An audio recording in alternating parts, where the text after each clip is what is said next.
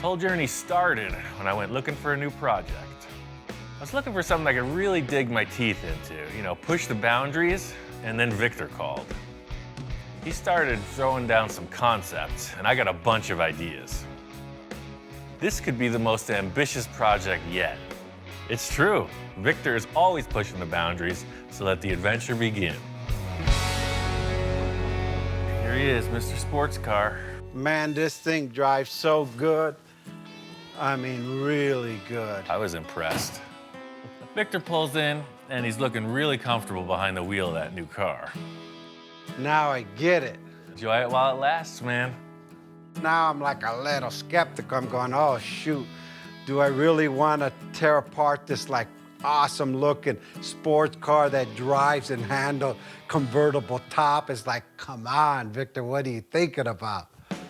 I see the look in his eyes, and I just want to confirm. It's like, hey, man, you still want this to happen? Once we go forward, there's no turning back. My whole life, I always wanted to get a Porsche. It's your last chance, otherwise we're going to get into it.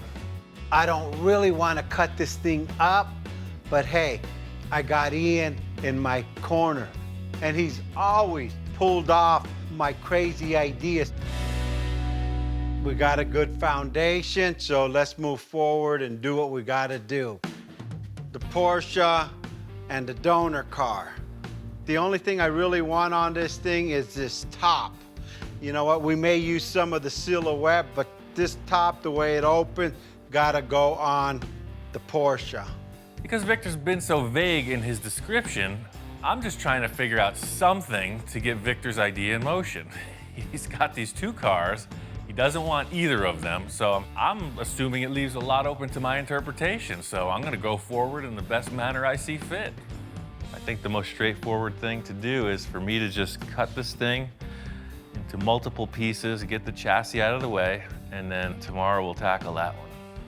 Here we go again. We're on the next journey.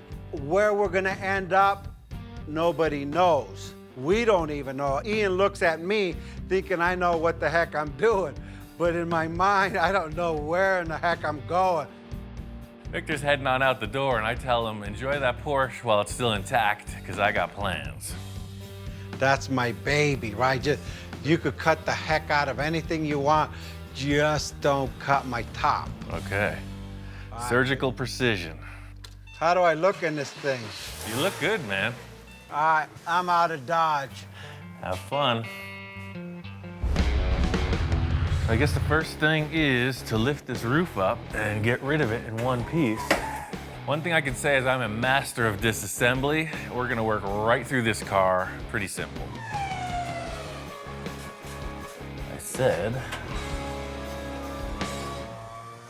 it's not locked.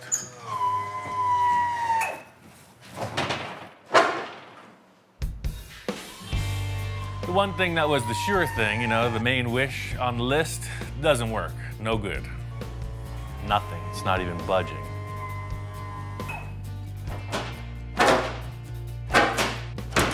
What it is, the hydraulic pistons, they're hydraulic. So as you try to lift it, there's no way to lift it. They're sealed shut. That's a super sketchy aspect of the design. You could see what happened. This car failed and somebody got locked inside. And that's why that window's kicked out. Guaranteed. The way this roof opens is it's a hydraulic unit, so you cannot just lift it up. There's oil inside it, and it's non-compressible. So if the motor doesn't lift it, you don't lift it. So what they did was they filled it with oil. It worked for 10 minutes.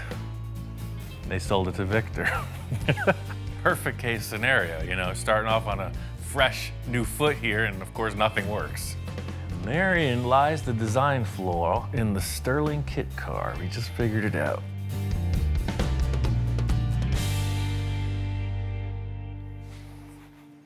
Just gonna cut these 4 bolts and start over.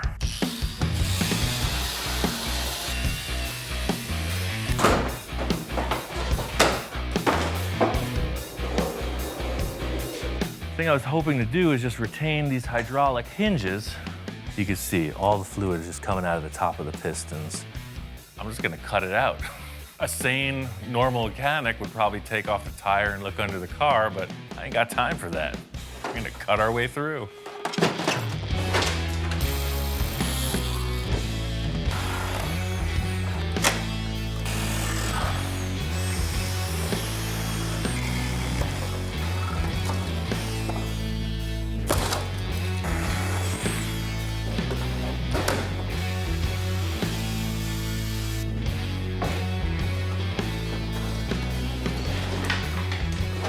ugly bodies out of the way, there's the pot of gold at the end of the kit car. It's a Volkswagen chassis, perfect running vehicle.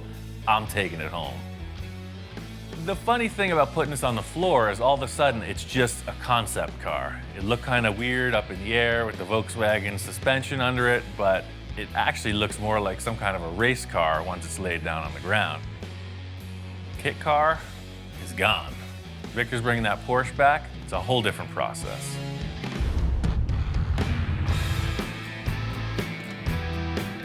You're back early. Wow, dude, you cut that thing apart. I don't know, something doesn't feel right here. Can I put this top back on there again? Just to see if we haven't lost anything? Victor's kind of got a one-track mind. I don't know if anyone's ever loved a Sterling roof as much as him. So, like, you know, you can do anything now. Now it feels right because you could kind of see my flavors back. Right. The number one thing I found out is that hydraulic unit is bunk. What happened was they filled it with oil. You were able to lift it 5 times and then it failed. So that either needs to be rebuilt or replaced entirely. I'm not concerned about the hydraulic. I was concerned that he's gonna cut my roof. You never know with Ian. So this thing's apart. I'm ready to get into the old Porsche, man. I got a couple ideas on that. I'll just take it all apart. By the time you come back tomorrow, this thing will be bare bones, ready for construction.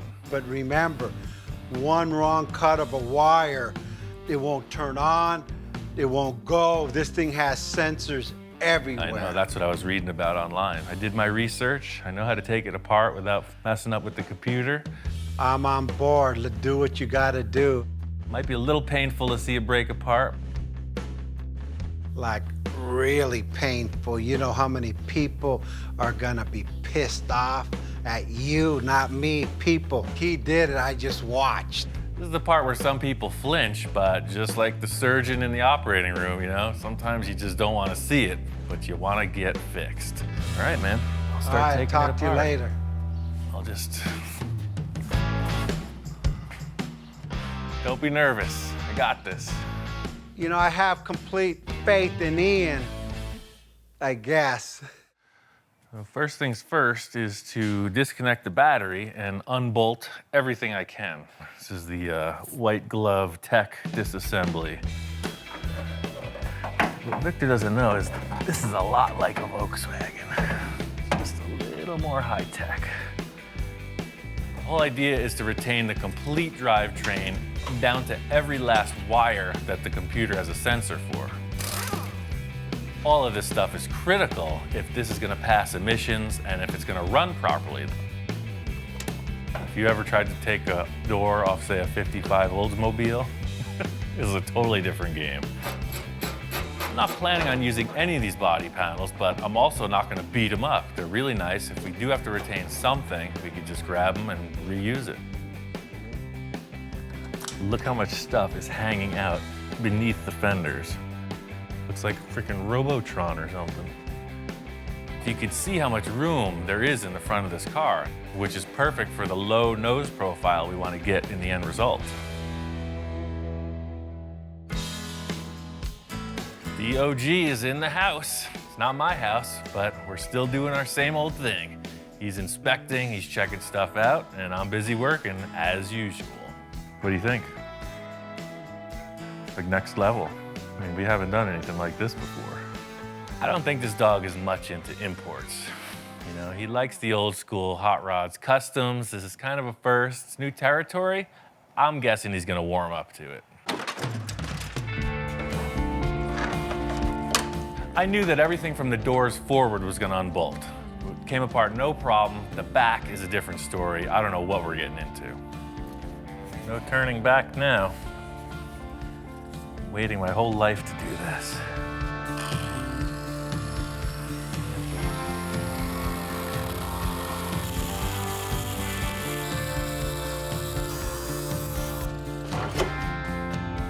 That's exactly what I was hoping to see.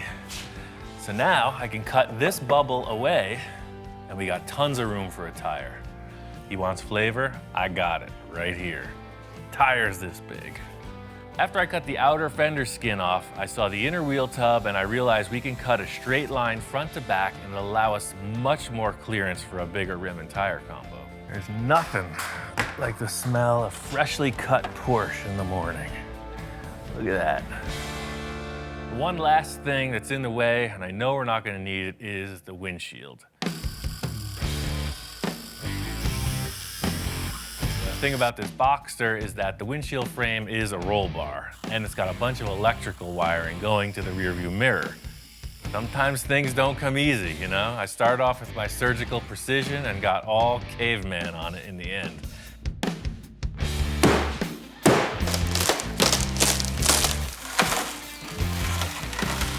I love the choice Victor made with this Boxster. As a concept car, it's ideal. The fact that it's a convertible, all the structure's still there. That's a huge plus for a kit car scenario. If you cut the roof off a regular hardtop car, it gets flexible. It's a perfect base. It's a nice car. Glad to have destroyed it. No turning back now.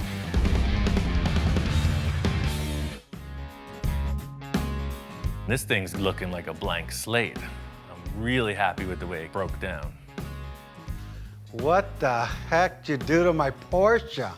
Victor comes in reacting in his typical way when he sees something that's pretty shocking. He's trying to hold it together. You know, I think he's a little concerned.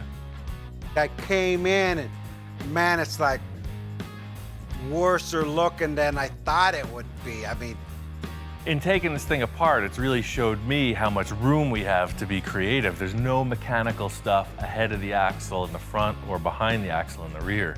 So it's pretty much open to whatever you want to do design-wise. As Victor's walking around, I'm just giving him a rundown of all the positive things I'm seeing in this vehicle underneath. How all the structure's still intact, how we didn't need that windshield that's broken all over the place in the corner, and he's responding. He's kind of getting it. Ian started explaining, then I started getting excited. Hey, this is the first step. You see all the wires, nothing's been cut. So everything we need to either bypass or reinstall, it's just a plug-and-play system. This thing has so many sensors on it. I told Ian, all I care about is that that car runs after it's all stripped. Apparently, he's found out that if you tamper with the electronics, these cars go into a safety mode and they won't start. Yeah. Everything is the same. Awesome, man. That's awesome. Like butter. That's why I took it apart this way. Hook the battery up, it runs. I think it's gonna be a good go-kart, man. Victor's become pretty attached to this car, and just seeing that it ran, you know, he wanted to hop in once more. No rear view mirror. Nothing. Nothing in your way. He wanted to sit in the car that's all cut apart. What's more fun than that? Still feels good. Same car, man. Look at the wind's hitting my hair. I can't do a burnout, but I could. That's pretty cool. I seen it, I feel it, I taste it. Now I'm excited. Where's the body at? Well, we got that other thing, and I'm not sure. We got to fit it on and see if we got even something to start with. Now that we're this far, we got to put that roof on, make it work.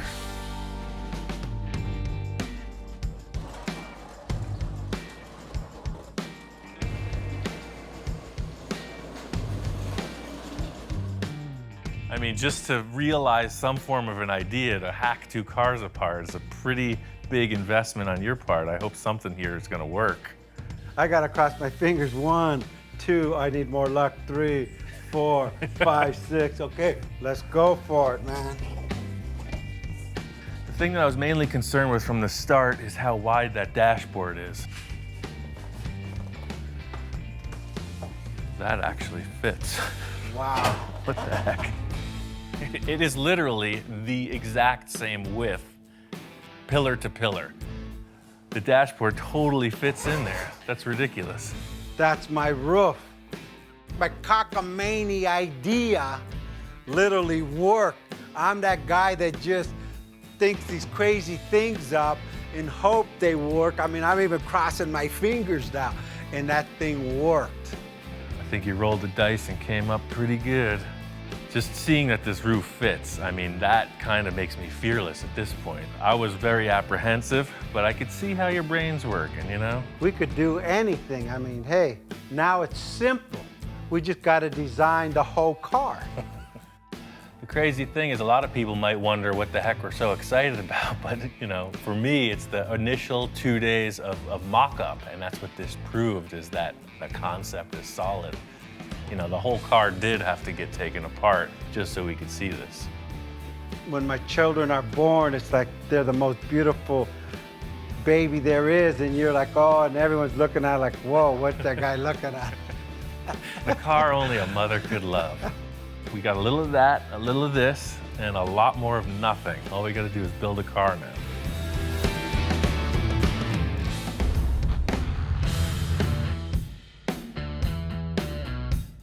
Out here in Pasadena, the Art Center College of Design, their annual car show.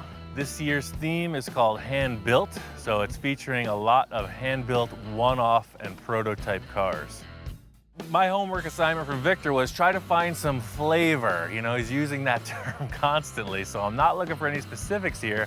Just trying to see what's on the ground and what's in the classroom. The coolest thing about this show is that it's all invited guests, alumni, designers, cream of the crop. So all of the cars here have some design elements to pull from, whether it's super antique or super futuristic. A few years ago, I was invited to this show with the Space Junkie in its first incarnation, so it was really an honor to be invited. You can see the stuff here is world class.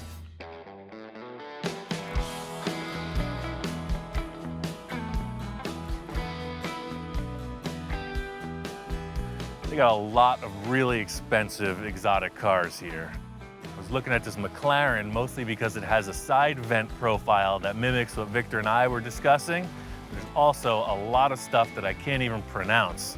Carbon fiber, one-off prototype supercar stuff. This McLaren has a door that opens by a wave of your hand. I don't know how it works. A heat sensor? It's like the magic touch, look at that. Yes. Super cool. Some of the things I was really paying attention to were the side vents, the exhaust placement, all the different features on these supercars. This would be a pretty interesting design for Victor's windshield, where the center comes through like that. I love these little fins coming off too. You don't see that. Same thing, all these cars, they have that divot in here and then flat. Some of them you see the engine, some of them you don't. All of these artistic things you're seeing are also for function. Tons of air vents, streamlined, just everything about them is about making the car fast and efficient. There's one bluish black car, all hand-laid carbon fiber. The exhaust is incredible, the interior is unreal. It looks like a video game rendering, but in 3 dimensions. It's like looking at any artist's work. They go through this phase or that phase, you see the work progress. When you look at the early cars, you see how it's evolved into what's going down the road today. So you can see how they're kind of dated. You know, the more modern ones are way more radical than these. Same thing with this one. That's the crazy thing. When you see the super modern stuff, if you didn't know the history, you wouldn't be able to identify them just by the look. But after studying it for a bit, they're pretty easy to pick out. You know what brand's what when you're looking at certain aspects of the vehicle. Walking through the center of the show, this is where they have all of the hand-built one-off vehicles. A lot of aluminum bodies, just really incredible design and fabrication skill. I think this is freaking great, man. We're looking at this aluminum body that was made in the 50s or 60s, very simple craftsmanship and tooling, and the result is like world-class finish. This guy knows his work for sure. This car's in bare metal, no filler, you can't see any seams, and there doesn't appear to be any waves in the panel work.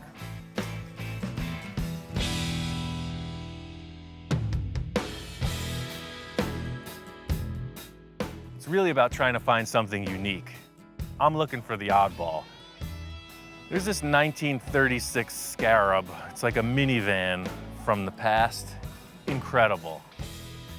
The thing I love about 30s cars is the Art Deco stuff. This is totally inspired by some kind of an insect. You see the beetle on the front, the way this all opens up. I don't even care how this applies to the car we're doing, but come on, flathead V8 in the back. I want this. I'll trade this guy 6 cars for this car.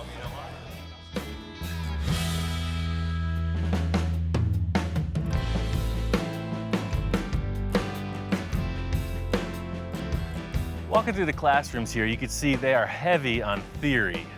Sketching, illustration, the whole deal. It's all about ideas. The Art Center is all about the new young talent, and I'm kind of scamming in a little on that. Checking out the classrooms, looking around, see what all the hot young designers are up to. It's really about trying to find something unique. I want something that's completely unidentifiable and like hypnotizing. I'm really charged up. I got a million ideas. I took a bunch of pictures I want to share with Victor. I think we're ready to get started on this build.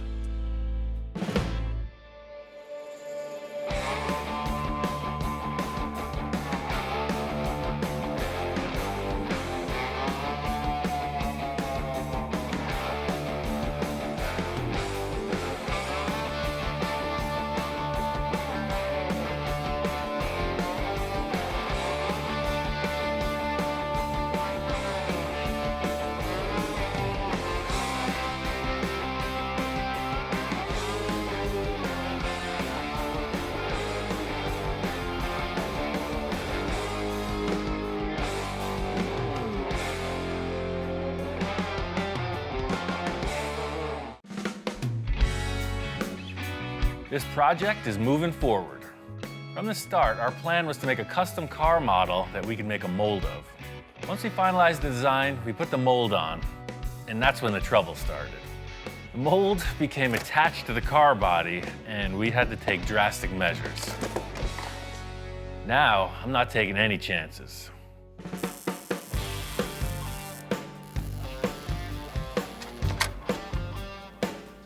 Ian, how you doing? Good, man. Still building. What the heck you doing now?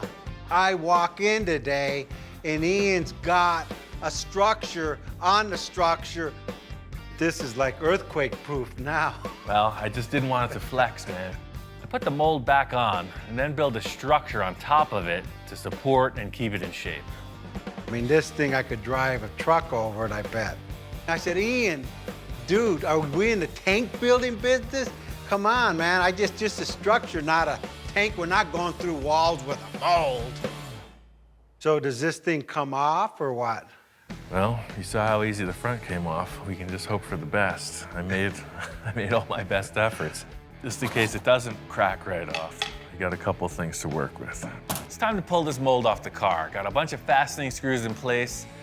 I was really mindful of what happened during the process, trying to mark everything, but the foam got a little out of hand. I'm just hoping I marked all the screws. That's all the screws I can see. Hopefully there isn't a couple down in here.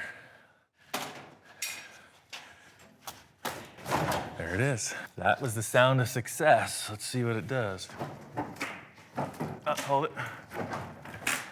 It feels like something's Yeah. holding. Yeah. There it is. Yeah, it's right there. Right there. I can see it. There it is.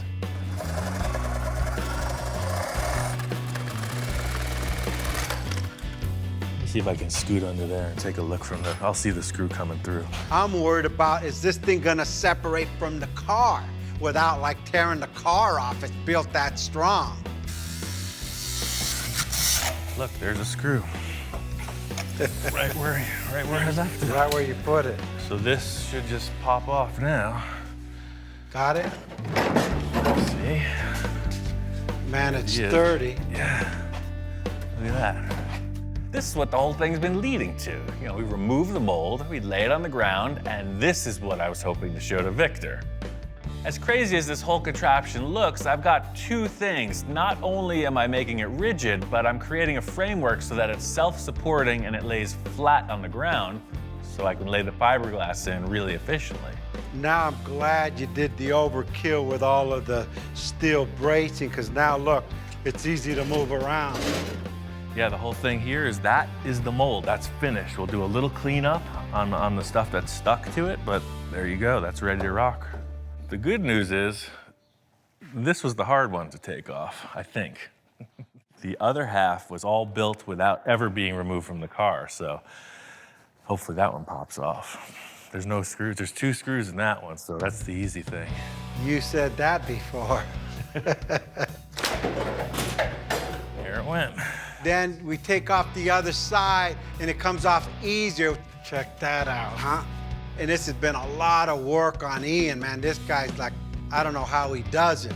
I gotta think of some way to help him out to like make the next process a little bit easier. Fill all these lines. I mean, that's already blocked. This is the best one yet. Like everything else, man, if we had to do a couple of these, we could start to get good at it. Too bad it was the last one. I know, the story's over. Now that my reinforcement idea works, I need to do it to the rest of the mold, and then we're on to the good part of the project. That's laying up the final car body. Getting ready to reinforce the mold on the front of the car. First part of the process is twice the release compound. Really thought about how the thing would detach. The next step is to screw the mold into the body to make sure that it doesn't flex. The next part is just basically smothering the thing in expanding foam. I felt like expanding foam was a really good backer because it covers a huge surface area. It ends up very rigid and extremely lightweight. All the screws are marked with blue tape. Pretty much all I'm going to do is I'm going to build a flat tabletop on top of this with steel tube. This whole steel web is just kind of encompassing. The one standard I need is a flat base plate for when this whole contraption flips over. It goes on the car basically upside down with all of these legs that attach it to the mold parts. This mold has to be perfectly rigid. The next step of the process is casting the end result car body. This whole structure really parallels myself in that it's super gnarly and ugly on the outside. It's what's on the inside that counts. Silky smooth. Ian, how you doing? Good, man. This thing is ready for action.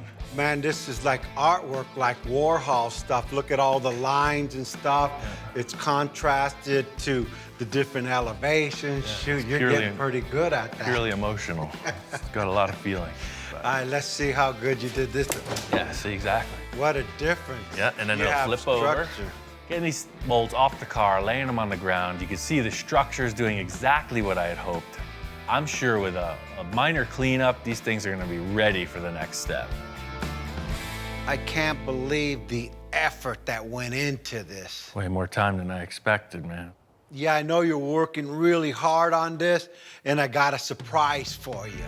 I got a buddy of mine that literally sprays, you know, the molds. Remember you're saying chopper gun and stuff? I was planning on laying this fiberglass by hand, but it turns out Victor's got a little ace up his sleeve. Last week, I told him about these fiberglass chopper guns, and it turns out Victor knows a guy who's got one. That's a great idea. I mean, it's the same process. You're still laminating a surface with fiberglass, but the chopper gun is super efficient. But it's with a machine that makes it way faster. They get in, they spray this fiberglass in there. What it'll take us a week to do, he'll do in 2 hours. The hard work's already done. Yeah, because the process is redundant at this point. You know, we went on our big fiberglass adventure. I love that idea. I'm excited to see a shop that actually does this work, see what they think of my mold. Any craftsman is going to be interested in what the other guy's doing, so I'm really looking forward to checking out how these guys roll. Here at California Art Products, Victor knows people. He's got his buddy who has this facility that makes incredible pieces of art. They make molds, they make originals, reproductions, you name it. Their whole business is mold making and fiberglass casting.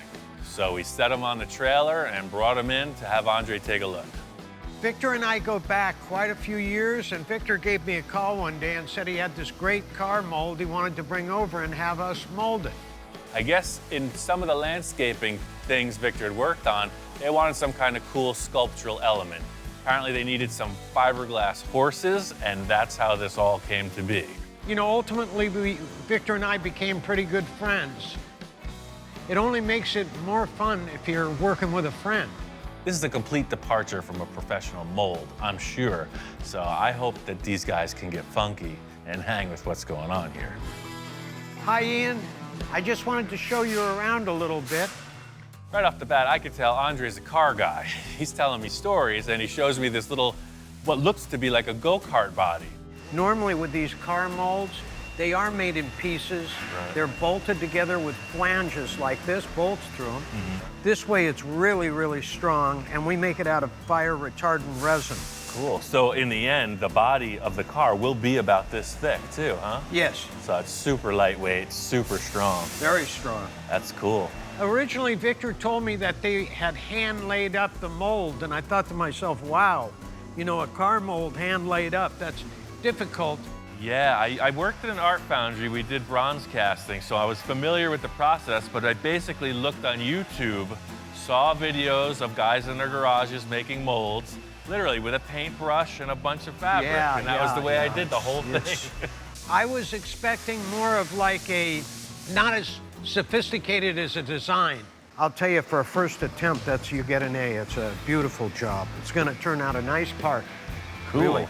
Well, Victor will be happy to hear that. Thanks. I thought I was getting a C- on this mold project because I was mistakenly looking at the mold from the outside. What's happened is Andre knows exactly what the mold's supposed to be. He looks at it for the surface of the car, and he gives it an A. Ian, you might find this interesting. This is a 5-axis sculpting machine. Holy moly. It doesn't matter what it is. It could be the head of a dime, it could be the front of a car, it could be a piece of aircraft or the whole thing. Our programmer, Phil, that runs that department, he puts it into his machine, breaks it apart, and this will cut it. That's how that Thunderbird was made. All the way that I've been familiar with this model making thing has been like Victor and I are doing, hands-on, tactical engagement. These guys are doing a completely next generation. Everything is represented in 3-dimensional CAD drawings. So realistically, if Victor did want that full size, that car could be just set on that table, a giant block of foam, and you could replicate it at this point. Oh yeah, we do cars all the time. You know, fenders Right. away. See, part of his thing is like, you know, I just need to be there, full size, full scale, and the car will tell us what to do. But depends how you feel standing next to it. It's real hard when you're looking at a computer to But see. you could like- literally scale Victor and put him in the image as well. It could be a virtual.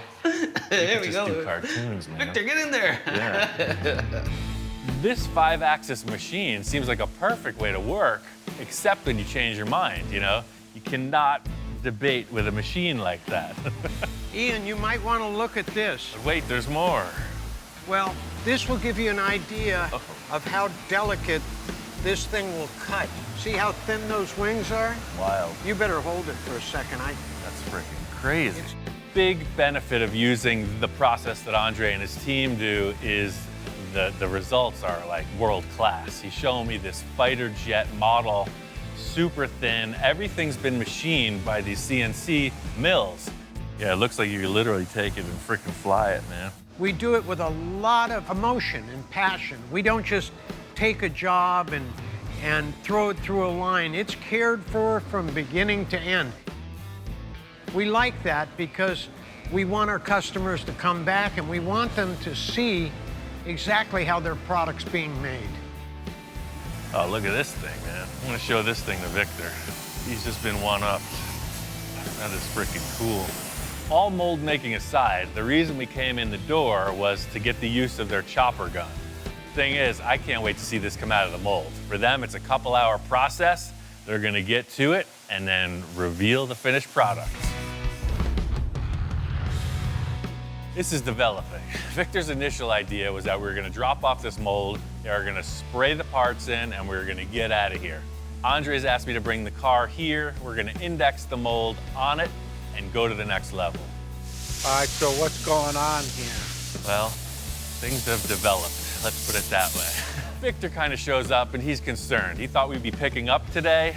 I gotta give him the pep talk, but we're going way further on this project. They wanted me to bring the car in. They had a couple ideas. They loved the way the mold was built, but they had a couple better ideas as to how to finalize it. They wanted to re-index the mold on the car body and change it a little. His reaction was a little taken aback. You know, he thought he was coming in to see his finished product. Instead, he sees his car with the mold on it yet again, you know, kind of revisiting old ground, but he's hanging in there. I think it's gonna be all right. I have one question.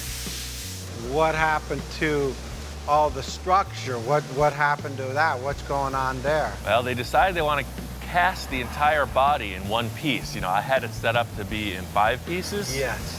You know, they're not changing any of the work I did inside. They're just restructuring the outside so that they can shoot it in one piece. Andre wants to make a one-piece mold so that everything matches and the project will be all the better for it. When you lay up the parts separately, you know, the air temperature, the amount of resin you use, things shrink when they harden. So if you do 5 different pieces, you get 5 different sizes. They want to lay up the entire body in one piece. That way when it cures, it's the same shape. So it's going to be way stronger. And then we trim it apart. It's going to be one whole body. We just have to put it on the car instead of piecing it together. Exactly. So it still breaks apart, similar to the way I built it. But instead of laying it up independently, they're going to do it all in one thing with that chopper gun. And you'll see, it's pretty cool. I looked at a couple other parts they're doing, and it's super efficient. Watch. Today it looks like a mess. Tomorrow, it's going to be a car, guaranteed.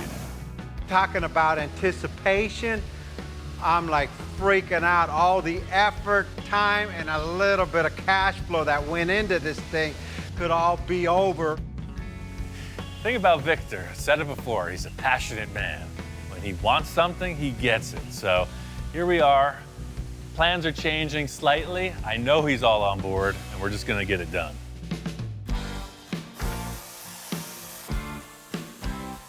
My mold is just about there. There's a couple modifications, and we're jigging up a framework so that we can create a one-piece body. This entire assembly has to be turned upside down to do that. Once we figured out how we're gonna tie all these pieces together, put it on a rolling dolly. That's gonna allow this thing to be moved through the various stages of the process. I was interested to see how the pros roll, you know, how they do their thing, and it's exactly mirroring what I was doing. You know, they set their mold panel up, put a release agent on. They're using something a little bit different, a little more powerful than what I was, but same idea. You just set up the part, laminate it, and then put your fiberglass in. The only difference in the way that they apply their fiberglass is that they use this chopper gun. It's super efficient and it makes a very dense, lightweight panel. The thing about this chopper gun is its production quality. Super fast, yields professional results. These guys got it going on. I can't wait to see how this comes out.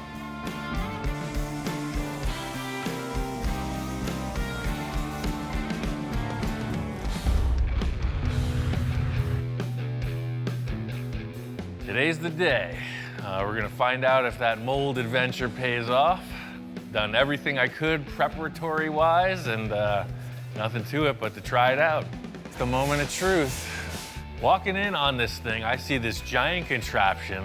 It's even uglier and more hodgepodge than anything I had even made. So it's nice to see these guys swing it a little.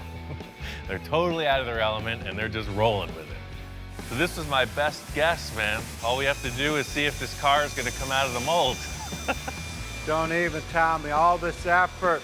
I'm kind of tripping out right now, and I'm going, wow. You know what? This is it. And he goes, hey, hopefully this thing works out. And I'm thinking in my mind, hopefully. But the moment of truth is when we see it, this gotta look exactly like the car we built, you know. I mean, worst case scenario, we've got a heck of a paperweight. Let's see, here goes. Cross your fingers. Shoot, me and Ian look at each other, said, let's see if these guys can release this thing. At this point, this is a total roll of the dice. It's a leap of faith. Will it release? Will we have to destroy the mold? Will it even come out? Hands off for me, I just left it to the professionals. What's amazing, it's pretty primitive, right? I thought they had this kind of machine that sucked it out of this thing. Hey, no more work than what you did. Yeah. Victor's all, oh yeah, I'm taking it to the professionals. You know, that's been his whole spiel this time. And he sees them doing the same thing we were doing, and he's a little bit taken aback. The edges peel off, but who knows if it's gonna release. Worst case, we can cut the mold apart and find the car in there, but I don't know. They're having some trouble, man. Otherwise, I mean, it's a great story, even if it doesn't work, right? It isn't a great story for me. Look, the pressure's on. I see these guys with pro bars, all this stuff. I'm going, man, these guys are gonna crack this thing. Oh, there it went. That's it, man. It's totally loose. Look at that. As soon as one part goes, the whole thing releases. It's like the straw that broke the camel's back. Wow, that's pretty crazy. Looks like these guys know what they're doing, man. That works. I didn't think it was gonna come out. Yeah, but what's it look like? Just because it released doesn't mean it looks good. I mean, it could be all freaky. I don't know. Please, have a positive attitude here, man. I'm like freaking because now's the moment of truth. We're gonna pop it out and actually see if it worked or not. Thing is, you can't just flip this over. It takes about 6 guys. So sure, it popped free from the mold. Everything looks cool, but it's upside down. Hard to see everything while it's upside down, but what I can see, it's looking all right. It's exactly what we were hoping for, right? So far, it's looking pretty good. And what I could see from it here, all the lines and all the effort Ian put in making the mold, it's blocked. We don't have to do much body work. If everything lines up on top, I mean, that's the question. I'm gonna miss all the Bondo, your shirts and your socks. Yeah, no, there's no laundry in this one. It's pretty smooth. They tie these big straps on it, pull the forklift. I mean, that was the longest minute of my life. They turn the thing over and it's just like, hallelujah. Oh, it looks even cooler on the ground like it's supposed to be. Look how low the car is, dude. That's crazy. That's You know, that's a body. wow. It looks great. I mean, everything about it looks like a part should coming fresh out of the mold. You know what? I'm just trying to comprehend what we just achieved. You can't man. comprehend what we just achieved. Awesome. So this is good. We're back to square one. So it's like we just found our project car. Let's get back to the lab and build a car. I'm still unshocked that we pulled this off. It's pretty good. Pretty good first try, man. We might just have a knack for this car building thing. All in all, Victor's call on getting the car to this facility, having them do it with the chopper gun, is perfect scenario. You know, it's a small celebration, but seeing this body complete on the ground, the car had another angle. And I seen things that I didn't see before. So there's other things that we have to modify. Don't tell Ian.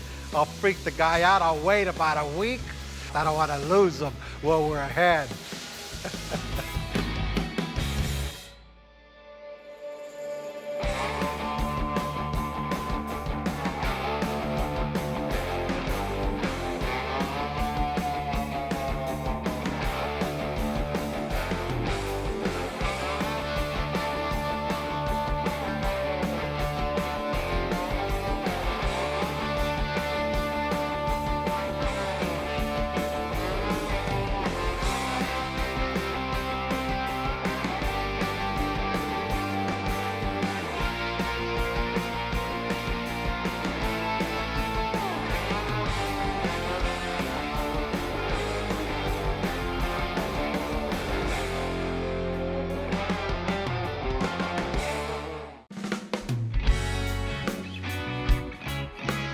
This whole project started because I was looking to do something that I had never done before. And this project has evolved into something a little more than that. Now we're building an entirely custom car body, and we're building a fiberglass mold on top of that. It's gonna end up kind of like a model car, except full size. It sounds simple, right? We got our work cut out for us. We made great progress on the rear end of this car. Pulling that Porsche bumper really streamlined the effort. Coming around to the front end of the car, there's absolutely nothing there. I've never built a car like this. We're doing it kind of piece by piece, but in the end, the car has to look like it was a solid design from the beginning. What really set the pace for the look in the back was just starting off with something, you know, some shape to represent the flavor. I'm really hoping we can get some kind of shape that ties this front end to the back. Victor asked me to meet him in his yard. He said he's got some ideas set up. Let's see what we could find. I had the guys just put all like the fenders and the bumper together. Oh, I see. Look around and pick what you think we could use, and let's start from there. I called Ian to come out to look at my scrap yard to see what we could use for the fenders.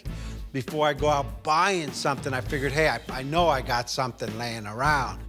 Walking around Victor's yard, I know what to expect. It's not exactly a scrapyard full of exotics. Check it out, you recognize these? So we're walking through, and the first thing he points to is instantly recognizable. It's a Volkswagen fender. The VW, you know, I don't know. It's got a weird vibe on this product. I don't know what this is, but we don't put it like this. You kick it up and bulge it upward. You know, it looks kind of small.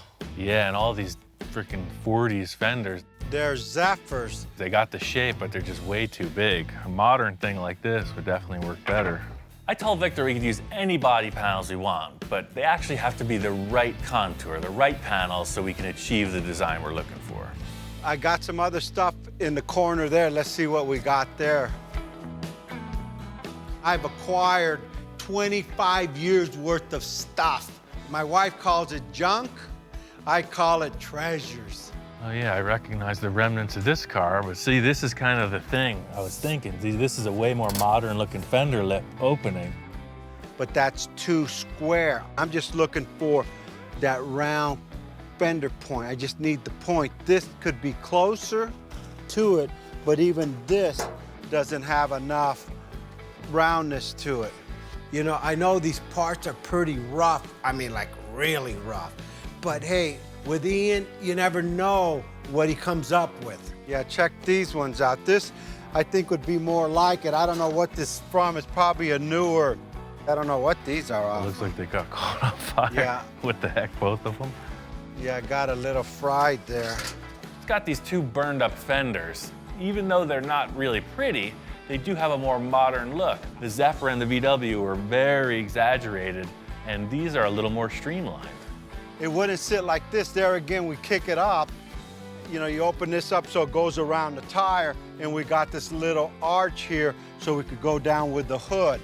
That may be something you could work with. What do you think? Victor's got a lot of wild ideas. You know, he's totally shucking and jiving. He's giving me the sales pitch of the century, saying we can pull this off with the parts that he's got. We just got to get them in the shop, see what happens. Just like everybody says, hey, if you build it, I will come. If I give you the points, Ian will make it work. Right. That's my philosophy. Here he goes. He's pulling me into another three-ring circus. Well, what's up with this bumper here? What the heck's this about?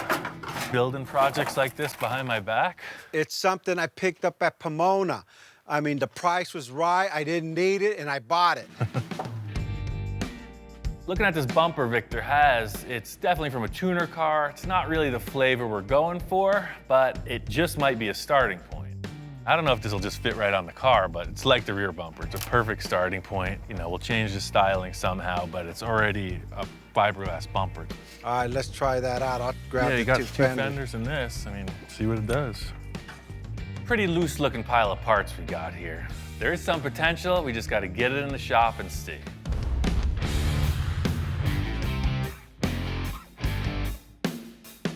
We made our selections and brought all these parts back in the shop to see. We're working with nothing here, blank slate. First order business is to try to mock up some parts. The Sterling's square, and that's just not what we're going for. You see, 'cause, I mean, everything's out of proportion, but the way I seen it was like this. I'm just looking at this point going down into the hood. All this will be discarded. This is all I'm looking for, and actually up higher.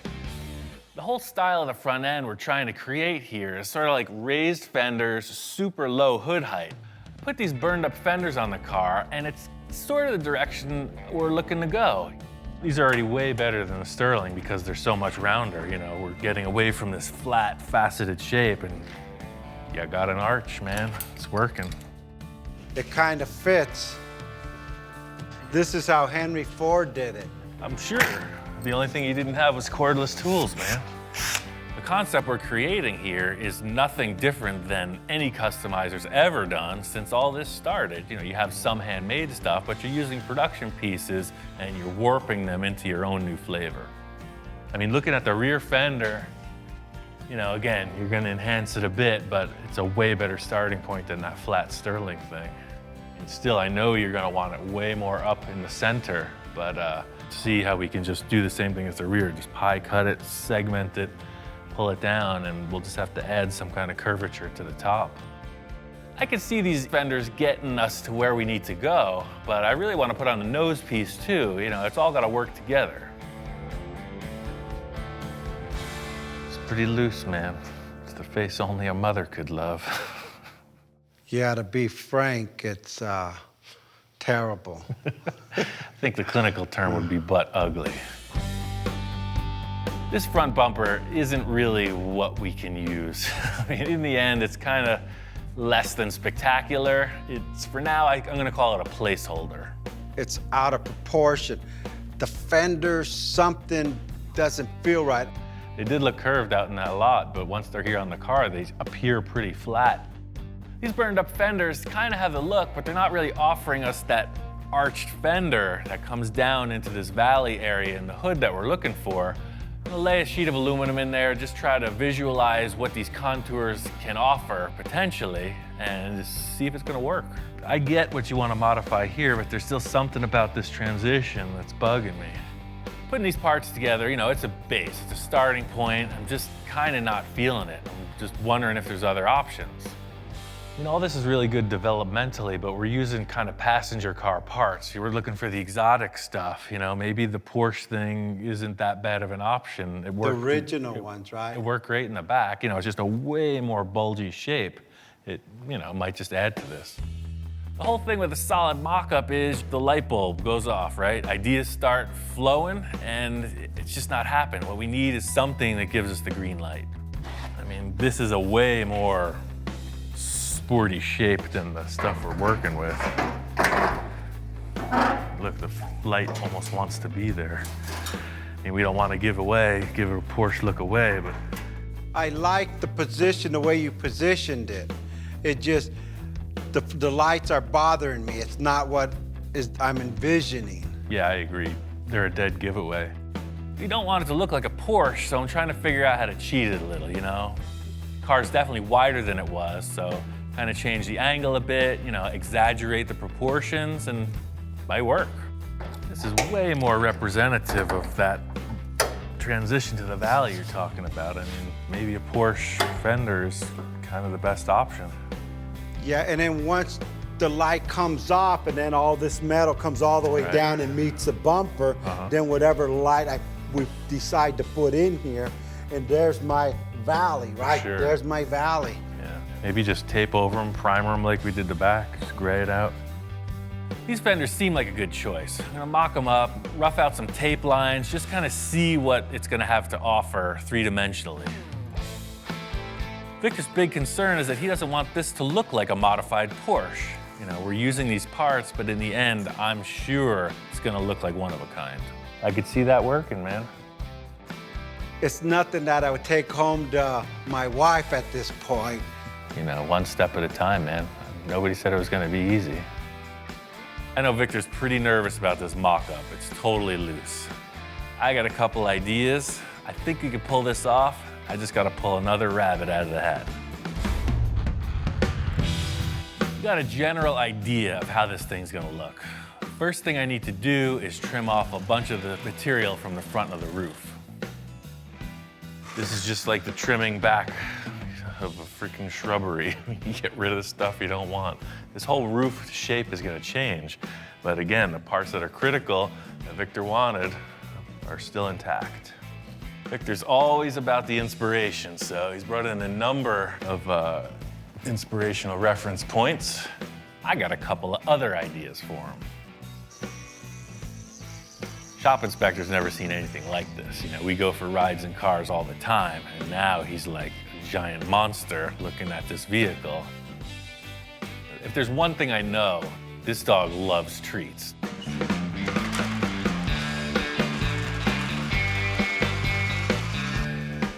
Supercars. Super dog food delivery. Aside from all the busy work, you know, we got a car to build, on to the next. First thing I want to do is get rid of these headlights, cut them out. I definitely want to do something way different on the nose of this. This is way better than those other funky parts. These fenders are just perfect. Because of the rim and tire selection, you know, the fenders were not going back in their stock place. So what I did was I moved them out, changed the angle a little bit, raised them up. So, you know, even though they are Porsche fenders, they're nothing like it if you put it side by side. It's pretty impressive. But again, there's a giant hole in the car. I'm thinking about one thing that just might work. There's one thing about that Sterling is it does have the flavor of what we're looking for.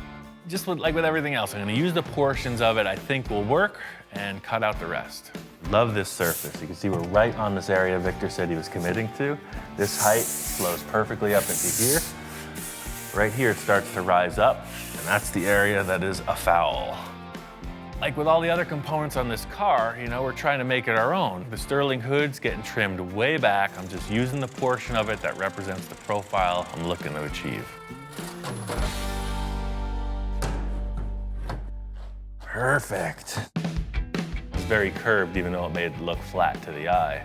And by screwing it down, it gives us a perfect transition to these fenders. Just by removing the scoops and kind of trimming it back a little, I think this hood's gonna work. I just need to make some simple structure to attach everything, and then it's on to finish work.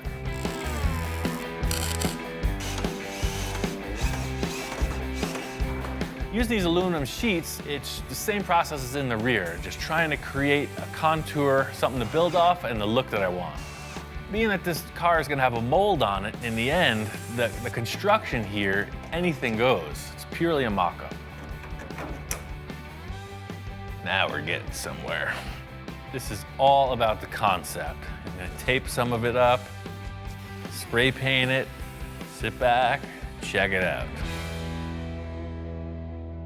Getting these fenders mocked up, I really see the potential of this valley and hip fender aspect Victor was trying to get his point across about. I see a issue with that bumper. Maybe that one's not the right call for the car. We're gonna have to figure that part out. I'm positive this bumper is not the right look, but what it's offering is a structure to build off of. Welded in this mounting bar to support the bumper, but I definitely have to widen it. One thing I've learned from chopping up a lot of cars is to retain the look of the thing, you section it, it's gonna cut both ends off and widen them out independently. As crazy as this sounds, my whole idea here is to just sheet the thing with aluminum. You know, we'll have a blank slate and we can work forward from there.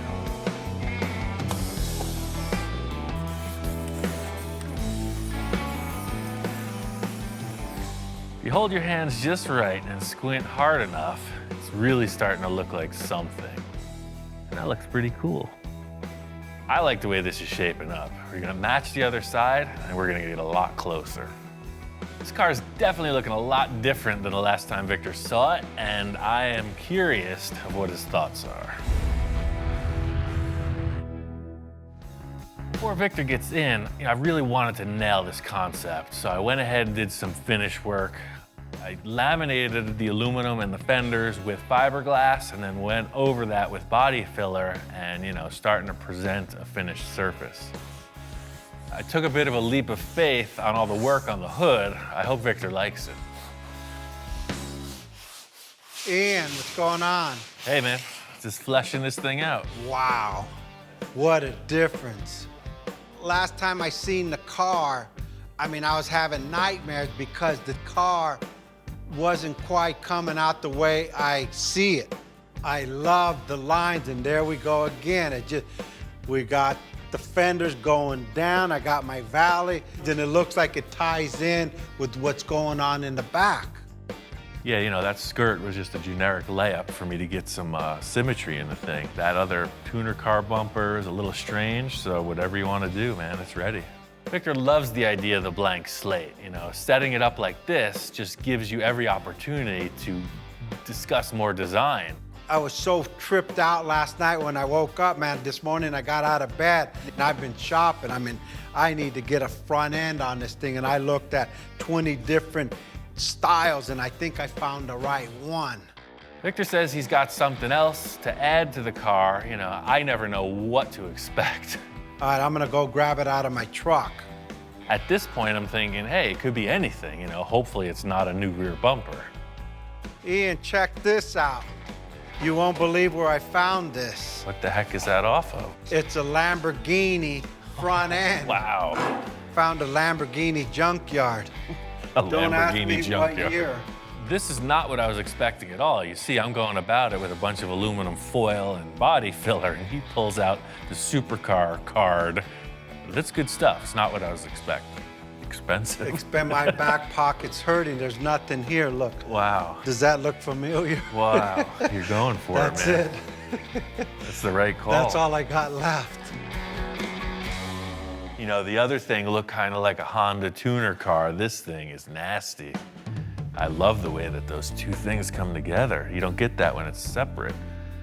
And there's your vents. That'll work for the two radiators on each side, right? For sure. That thing's mean. Hopefully it fits and we don't have to hack it up like the other one. Just mocking up this Lamborghini nose, it's the look, you know? It's night and day between what we're starting with, that tuner car bumper, and this. It's like a super aggressive, really low. It's just a whole higher level of design. You know, sometimes I come in with something or use stuff I have laying around and I gotta really pitch these to them. So I walk in with this Lamborghini front end. I knew I wasn't gonna have to pitch too hard. On its own, it looks freaking awesome, but to get it to fit with the car, we're gonna kind of have to change everything. We're gonna have to blend out all those hard edges. We're gonna have to cut back 90% of the work I just did. I got a couple ideas, man. The thing is, just get out the tools and try to make it work. But anything you cut off on this thing, could you save it so I could at least hang it on my garage wall? Yeah. To get this Lamborghini nose on the car, I gotta undo a lot of the work I already accomplished, but hey, that's part of the mock-up. You know, this design is really worth the extra effort. Victor's kind of sweating it, you know, he doesn't want to risk these parts. He doesn't want to see me just chop them apart. I'm gonna send him packing, take a little of the pressure off, and get to work. I was having trouble conceptualizing what the nose of this car was gonna look like. Victor comes in with the heavy hitting part. These pieces nail it. My idea is heavy surgery. I'm gonna cut back everything I just did, splice this piece in, remount it, blend it together. And fitting up this nose, just trying to make it look like one piece. Somebody's gonna not be able to realize that it's 5 different concepts all mashed together. Definitely cutting off this edge here. So I put 2 fasteners, one on each side of that. I'm gonna cut this right off. When I blend it together, all this hardware disappears. Pretty much, the surface does this. I don't know if you can see it, but I can. The whole thing with this process is it's kind of so reaching in the dark, you know, it's just looking for these little glimpses of hope to carry you through, because trust me, this isn't easy. This is like the challenge of a lifetime, and we're going about it pretty haphazardly. To fill in these gaps, the same process as with the fenders, just some aluminum sheeting, fiberglass, filler. You know, one thing I've always wanted to do is, you know, build complete car bodies in the style of Ed Roth, and you know, this is very similar to that. Glomming a whole bunch of stuff together, no matter what it is, and then making a mold on it. The thing with the mock-up is it's about visualizing if you can move forward, you know. So taping it up, spraying it gray, it gives you perfect representation of a yes or no to your question. This is why I'm doing this with the gray stuff. So you kind of sit back, look at it, it's gonna work. You know, you got two drastically different styles in the bumper and the fender design, but we're gonna do a little deletion of both, defining ridges. We're kind of right in there. One thing about transplanting this nose piece on it is it doesn't really work with the ridges on top of the fender. The look of the other car was defined by these really sharp cuts in the body panels. This one doesn't have any of that. So I'm just gonna cut this off right here, and the filler's gonna delete this rise. The filler's gonna come right up and over. So you won't have this or this. That's the plan, and I'm sticking to it.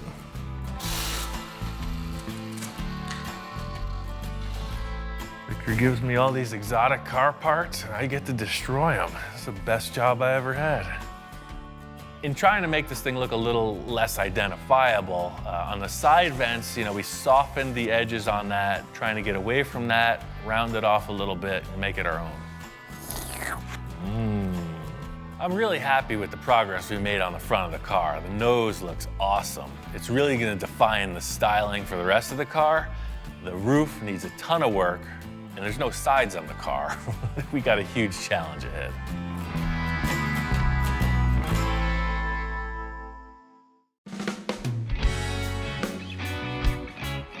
We're down the road on this crazy journey, and there's still a lot up in the air. One thing I do know is we're building a complete custom body on this car. We're just going about it in a slightly different way.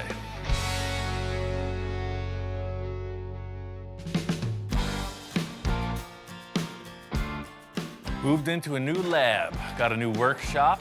The whole idea with this room is that you have plenty of clean floor space. One of the biggest challenges in everywhere I've worked is that there's always stuff, and I'm always trying to decrease the stuff. I got my tools, I got my dog, I'm ready to rock.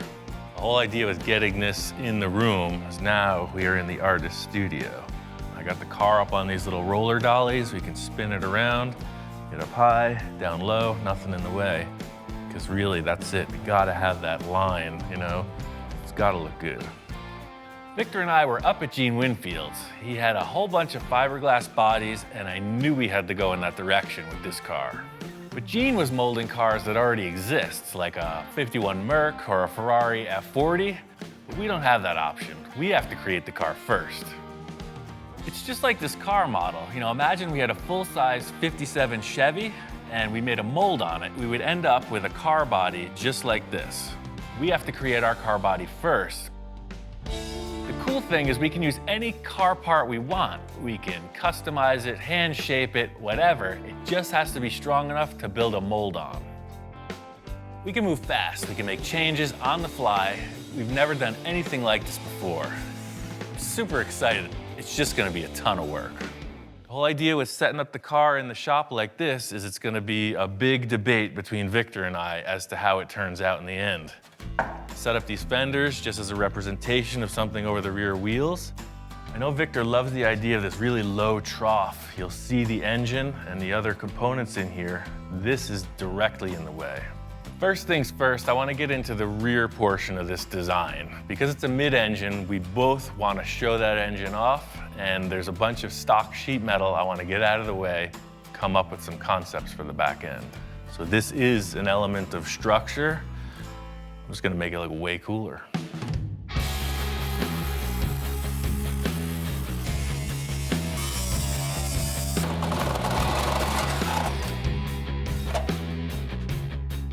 You can see now clearly the strut tower in here. And if you look under the hood of any front-engined, car for the track, they'll have this flange that bolts on here and then a cross brace. So already you can see it's just, when you're looking at the engine, it's way better than looking at this big divider wall. What do you think?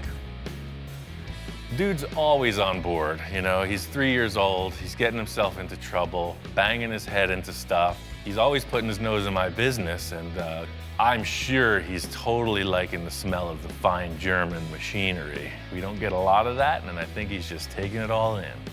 Hey, what happened to your face? You were such a cute puppy. You look like a boxer.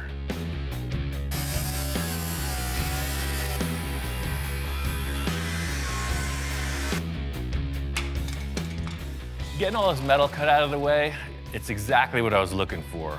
The engine will be exposed, but now I gotta put some structure in there, and I got a couple ideas how to make that happen.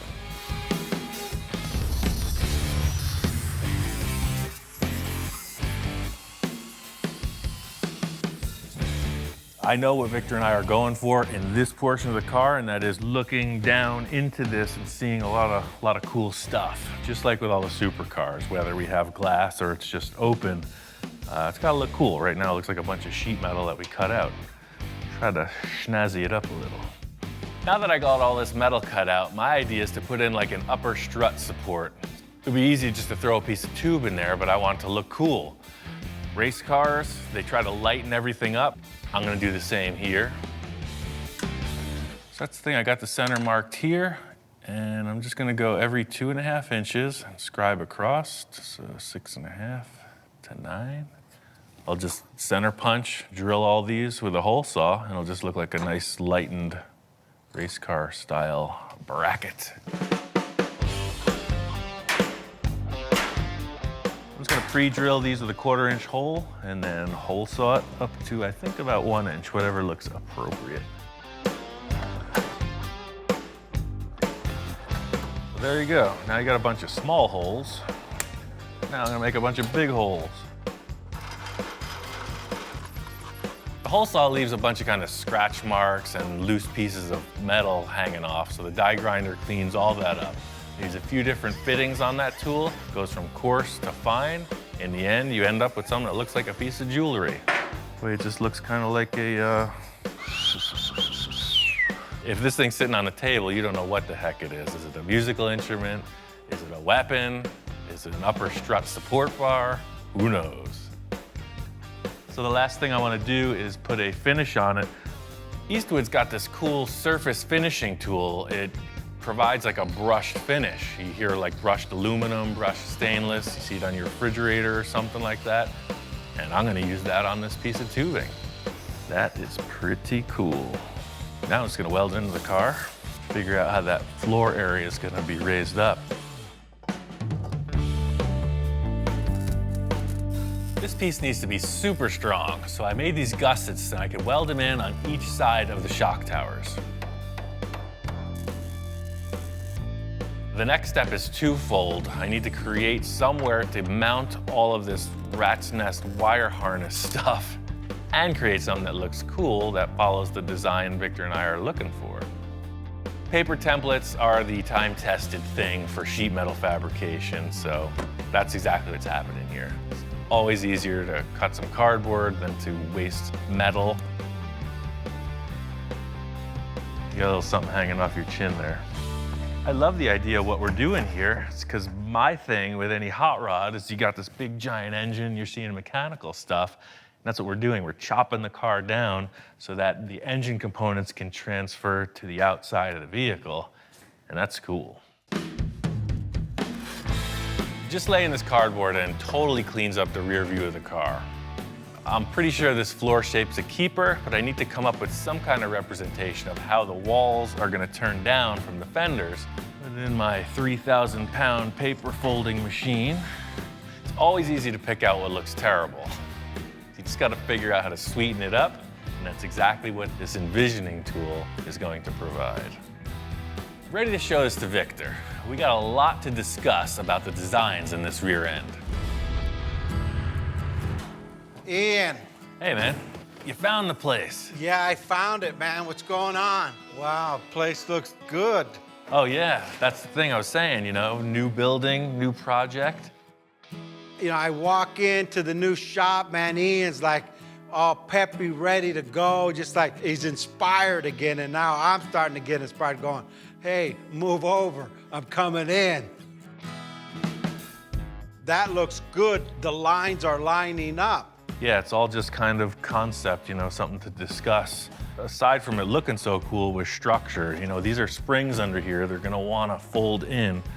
So I just support it like you would any race car, right? Came in with some gussets, really grabbed that. Ian just telling me all this stuff, and I'm not really like taking it in. I'm like looking at the car, starting to focus on what else could we do to this thing. And he's talking and talking, and you talk all the engineering you want to talk. I'm thinking design, baby.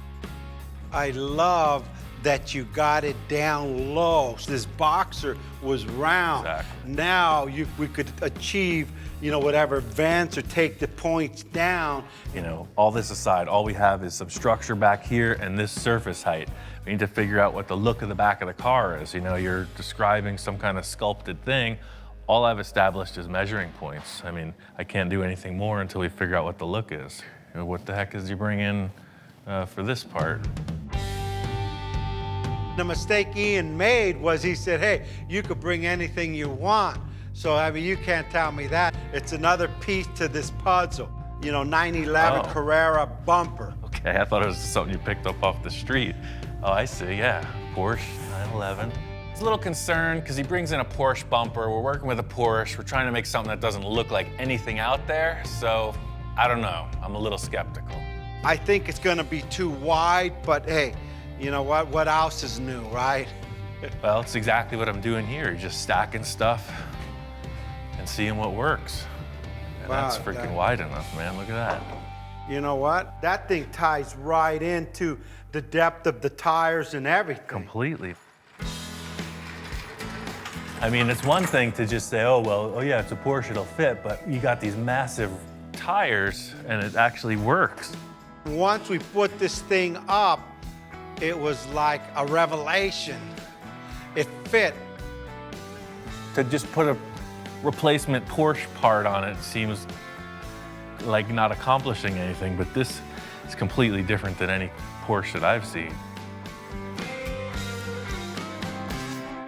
Already I'm seeing lines coming off of this that make the whole back of the car start to appear. I don't know what you're seeing, but I see it's looking now pretty from cool. this point, stand here, I'm gonna show you what I see already. Now as you come in here, guess what? These are rolling. Guess where this fender's going? Straight to here. Look at this. Look at how this. This is like a whole imagination station. That's exactly what it is, It's like, imagine if we could do this and it felt like that, but it was more like this, etc., He comes up with this dialogue and I cement some kind of a tangible thing and then we modify it. What if we just took the Boxster fenders and just mocked them up? Maybe that curved shape can benefit us. You're right. I brought everything from the other shop. They're right here. If we're gonna go with this Porsche bumper, it's very round. It's in direct opposition to the faceted edges on this Sterling body. It's got me thinking about a couple other ideas. So you can see it's curved. It definitely takes over from that, but if you put it on, oh, look at that. Wow, that's ridiculous. It matches the diameter of the Look tire. at this thing, huh? Look at this, huh? That's pretty crazy. The rear bumper and the fenders are really a huge breakthrough because they're not the end result of what the style of the car is. We just need to create surfaces to sculpt off of. It's exactly what you're describing, man. It's like down, Wow, yeah. up, and over. The lines are all there. Now it's an open canvas. We have a lot of depth to work with, so This is that's exactly what I pretty needed, cool. man. I'm gonna show you a couple tape lines that I'm considering with the angle of these walls, because that rear deck portion is quick and easy.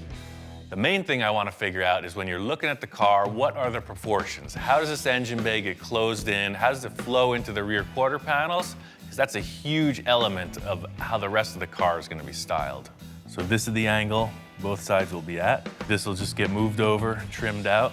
But these are our dimensions, None of this is going to be visible in the end. This is just going to be a rolling shape that comes right out of that trough. Ian, what do you think about a slight curve on that? Well, I got the slip roller. Let me put it in there and we'll see. Look at that. Wow. Totally good call.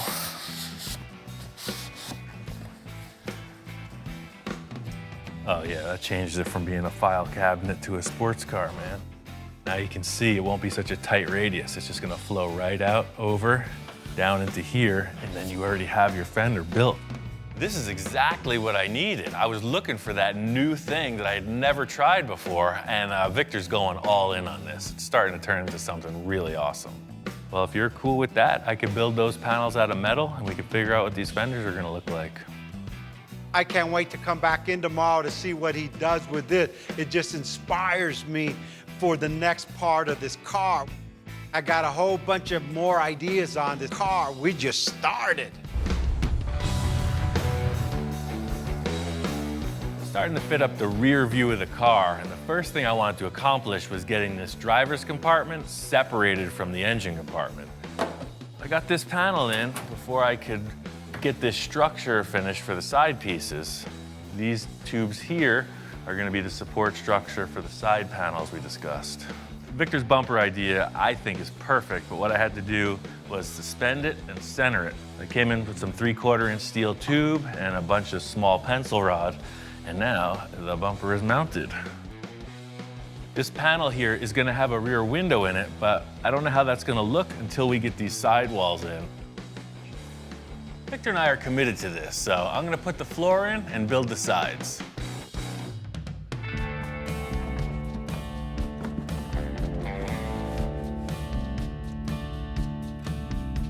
I was thinking about some kind of access hatch here with a hinge, pretty techy to build. Victor said, why don't we just part it right on these two braces and this whole center panel just pulls out. I had all this scrap foam insulation outside, and by setting that up on the insulation, you can just run the jigsaw right through it.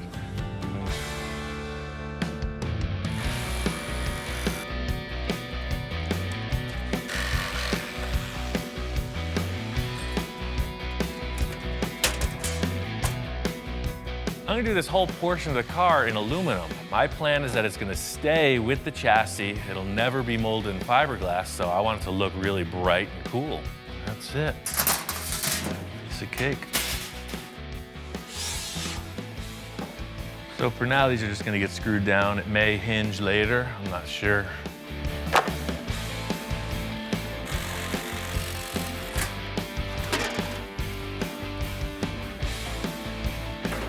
The whole thing with these panels and them being aluminum is that it was my choice that they stay with the car through to the end as a showpiece. So to see them in place is pretty satisfying.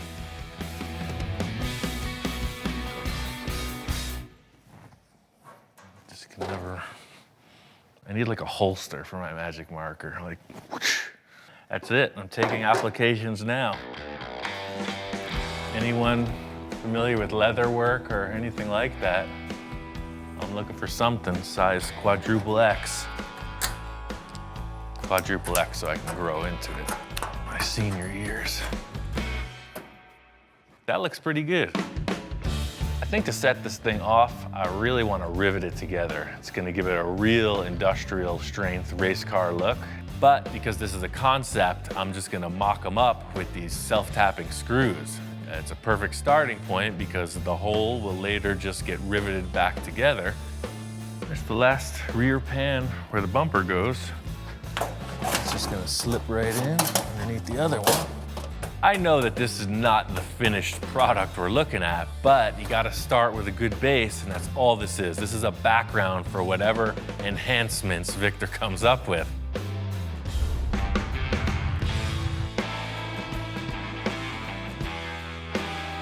Came out to the Pomona swap meet with Victor. It's one of the largest swap meets there is. It's the go-to place to get what you gotta get. They have everything, including the kitchen sink. That's the deal. It's a full-on treasure hunt. Hey, what do you want for this box of books? I'll take 10 bucks. You'll get 10 bucks for that. It's my favorite show ever. For those that don't know, Monster Garage was like the show that brought the builders of the world onto television. Anybody who's anybody tried their mettle in the Monster Garage. We got the whole kit right here, man. This is gonna teach us how to build a custom car. This is awesome. I think we could just go home now. We're looking for the lights, fenders. Let's just try not to get distracted. There's too much here. I know how you get off on a tangent sometimes. Let's try to stay focused, man. We're on a mission.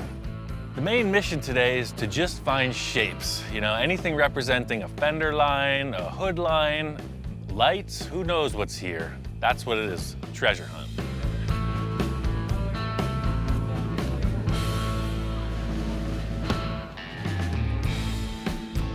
Now you know where I get all my crazy stuff. Yeah. This is like one of my main places to find all these parts that will fit any car that I got. Or I any like car how that- professional their labeling is. I mean, definitely hit a few walls with that spray can style, man. It's too perfect. Here you go. Here's the radius of the front. There's a million other shapes in the world. Just because it's an old Plymouth, you know. Try to detach yourself, man. We're on the better.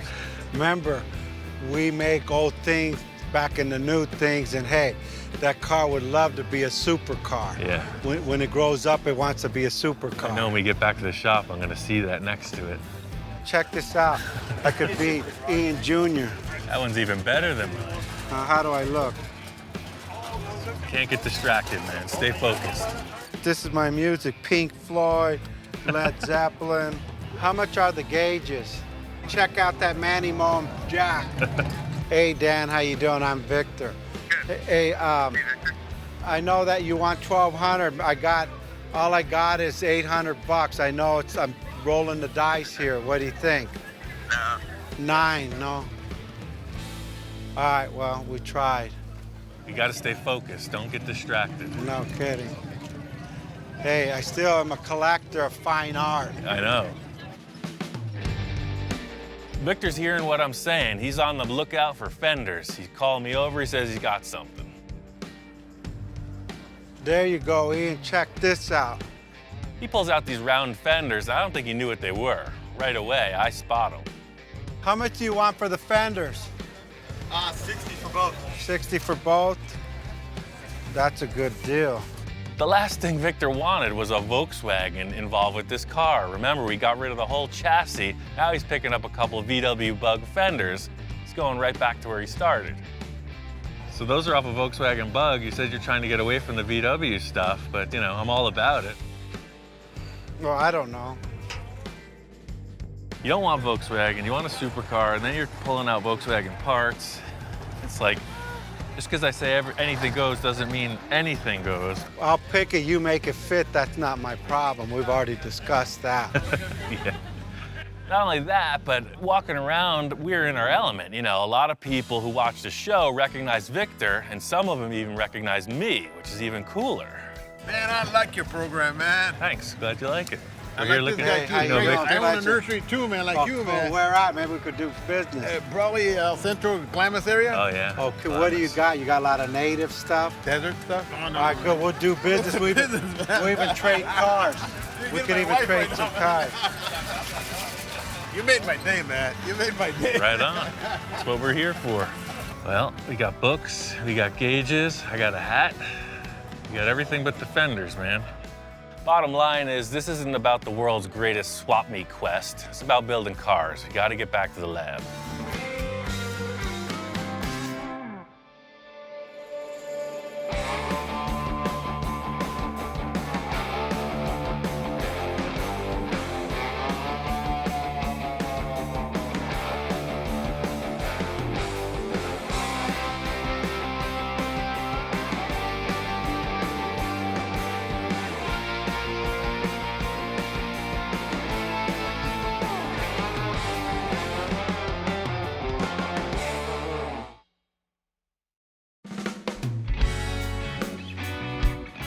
It's a long journey, but this build is beginning to take shape. We started out with a Porsche chassis and a Sterling roof. Victor loved the way this roof opened, and he wanted to build a whole car around it. So, that's what we did. Because we're planning on making a mold of the body in the end, it's allowed us to use whatever parts we want to design the car. Now, we just got a part that doesn't belong.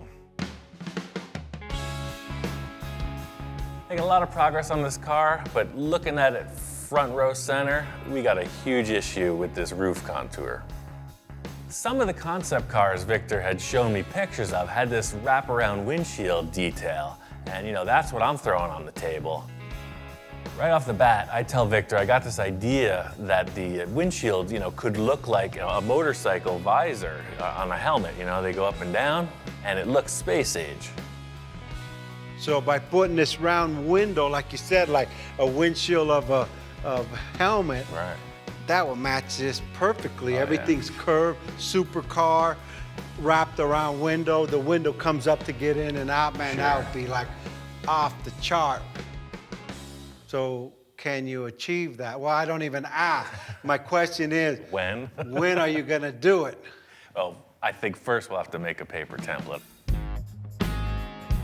Just like the rest of this car so far, we're going to build off of the Sterling body, create something new. Victor and I discussed the possibility of using another vehicle's windshield. I just don't see anything that looks like spaceship stuff, so we're gonna have to build it ourselves. The thing is, if the windshield is just one piece and it opens with the roof, that's super trick. You just don't see that on the street.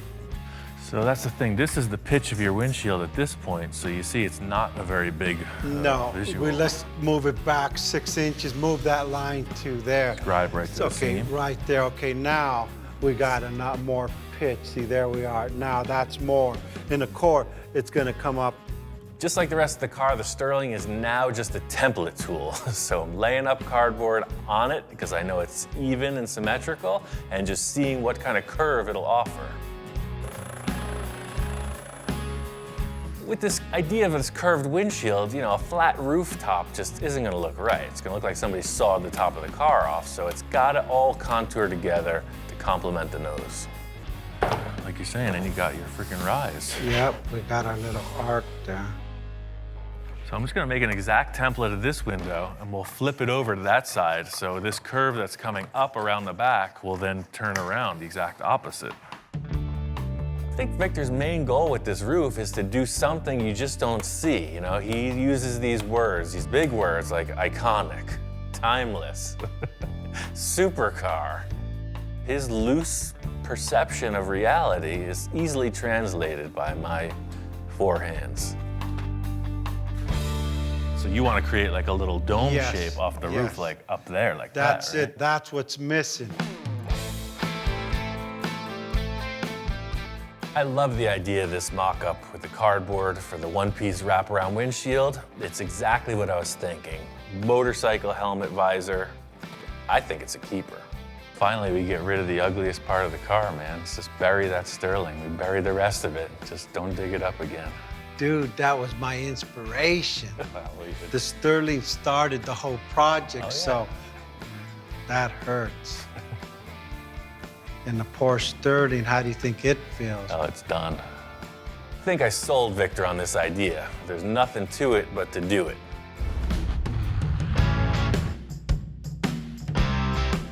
I sold Victor on this concept. All I have to do is accomplish it. So this is the template for the windshield. You know, this cool visor-like wraparound deal. The challenge here is getting this template into a good plastic template. It needs to be like a rainbow. Plan here is to get down with my bad self. I got some acrylic sheet. I'm gonna make a better template that should represent this windshield in its three-dimensional grandeur. The reason I'm using acrylic is because it's very representative of how any material that supports itself will curve. The potential to create a glass piece in the end is totally possible by forming this out with acrylic sheet. Like I was saying with the paper template, this acrylic template still needs to be refined. The main thing I was working with here was this surface and the wraparound to create the new roof. You can see here, all these mismatch in spaces is just the simple second time around on the template. All I'll have to do is just take a tape order and increase it by that much all the way around. But that's the thing. We had to know what the plastic was gonna do on the roof edge before we could build it. I'm really happy with the way this windshield experiment is coming together. The whole thing is getting the roof contour to complement it. That's what's really gonna sell the concept. We know what the windshield's gonna do as far as what the acrylic template will allow. And now to build this top of the roof contour, you know, there's a million ways to go about it. You know, my first thought, maybe find another car roof, or maybe a giant shape that has this dome I can splice off and use. But I've got another idea, and I really want to try it out. Nothing says supercar like a big bundle of cardboard on the roof. I had 10 gallons of this stuff from another project. What it is, it's a 2-part expanding foam. So sort of like you put your catalyst in the body filler and mix it, that's the same process here. It's 50-50 ratio, 1 part to 1 part. I just don't really know how much it expands. Like, will this amount become that amount? I don't know. I like experimenting, bottom line. So if I do 2 of these of A and B, that's a gallon. I think 2 gallons.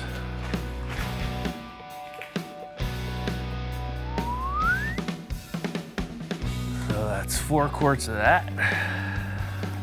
All right, 2 of those. And now you start mixing.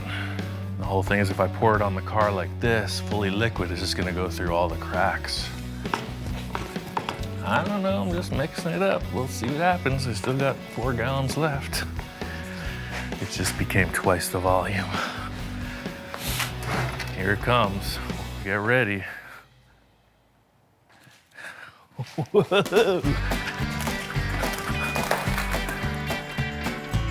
Wow, I didn't realize it was gonna be that fast. Wow, that was fast. Oh, we're gonna need more, totally.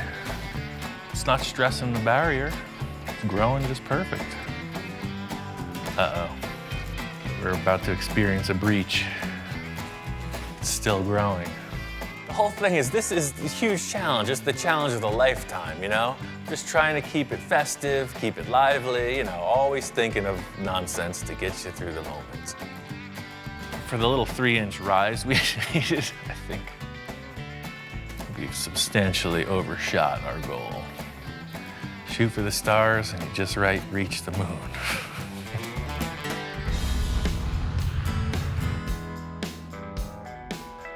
What we have here is a giant lump of expanding foam that is cured on the roof of this sports car. I think it's pretty clear the muffin is cooked. Definitely like one of those things you see coming out of the oven. Totally strong. That's why I use this foam, because it'll be able to be carved back and be a really good base for whatever we do, mold-wise. That's like Christmas morning. We're unwrapping that gift you didn't want. That gift from grandma, you know, the socks or the slippers, that's what we're doing. We're just, how am I gonna work with this? Time to get medieval on this. Like the great sculptors of yore, starting with a giant block of marble, I will create a masterpiece. Crazy thing is I only need about that much of this giant slab, so it's gonna take a while. It's safe to say I overshot the foam element considerably. This is a lot of work cutting it back. It's pretty dusty. The good thing is I got these big air cooler fans from Portacool, and they are moving the air and keeping things fresh. It's kind of like chiseling through rock at this point. You know, you're just chunking away, getting these big shapes broken off. Got to smooth it out and get a little bit closer. That's what I'm going to use the belt sander for. Just eyeballing it. I know as long as I stay bigger than it needs to be, you know, anything goes. Wow, you got the sterling out of the sterling. As I'm getting sort of close, it's perfect timing, Victor gets here. I'm always monitoring his reaction. Looks positive so far. I put foam on the roof and then sculpted that back. So this isn't filler, this is a 2-part foam. You mix it up and pour it on the top. You know, him just walking in, I'm trying to explain. You know, he doesn't know where I've been. I'm trying to explain where I'm at. You know, see this angle, this complements that, and he's responding. You know what? Stand back and look at the side, because it's actually, check this out. I love the way that comes up and then back down. It gives you like, man, that car's going Fast. and it's not even moving. Yeah. and no more sterling and the sterling and the sterling. Nope. Now it's just, I don't know, what is it? Concept, baby. Here, check this out. Now you get the look. That's why I got a solid black, so you kind of get the effect of it having a tinted window. That's the thing about making a model. You don't really understand what it's made of in the end. Pulling this protective coating off, you see a nice glossy surface. It looks like a windshield. That sells it. Yeah, see, now it looks like a windshield because it's got that black reflection, right? Wow, I mean, That's cool. I mean, that's supercar. Yeah. Everything I wanted. The round windshield, we got the curve on the top, needs a little bit of adjustment. Yeah, but now looking at it, you know, that's the whole thing. This just being a mock-up with templates. Just with the way that the roof comes together, check out this line with the tape. You know, like that. So that this was the roof, and this line was kind of going back into the fender, you know? Yeah, because it almost looks like there's a flat top on it. That's a good idea, but watch, you stand back there, check this out. Victor's always talking about when you walk in the door and look at it, where does your eye go? What needs to be improved? He's saying that the windshield in the rear portion could be contoured a little, could be swept down a bit. And the more he's laying it out, it makes perfect sense to me. It does look way more streamlined. Let me spray that top of the window gray. We'll peel back the tape, and then we'll know what we're dealing with. This is exactly why Victor comes in periodically. He's not there for the monotony.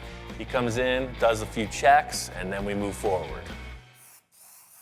And it gives you more roof. It actually looks like, you know, more structure on that thing. The modification in the back of this windshield area is just a perfect example of how things flow, according to Victor. One line makes the car look segmented, broken front to back. Another line makes it just follow through down into the rear portion.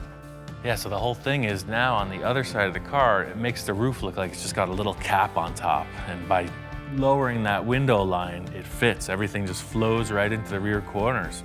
It's them last little details to make these designs like work. Really happy with the way this roof concept has come together. There's just one more thing I got to accomplish to wrap this thing up.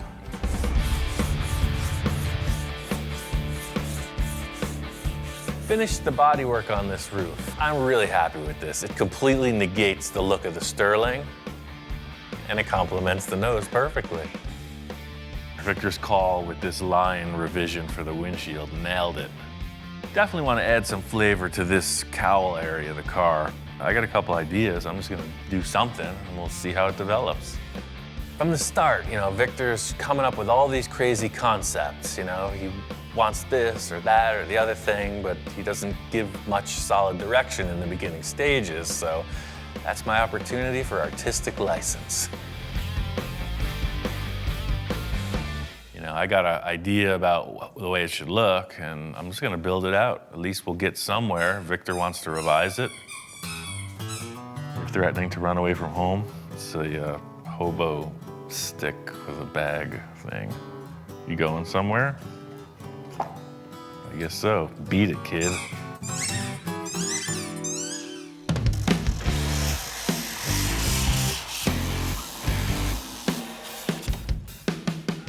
In simplest terms, what I've been thinking about is creating like a cowl induction look.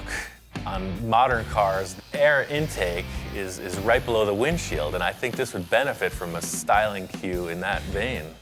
What I want is for this windshield angle to be replicated in the vent here. So this comes down, steps up a little, and goes right down. So that's at a line. Take it off. I mean, no mercy here. That's why we're building this model. First things first is to just hack away a large portion of the car that we don't need. What this is doing is twofold. It's shortening the perceived length of the hood, but by sectioning it down, it also makes the car look lower. It makes the windshield dive down. You know, it's aggressive.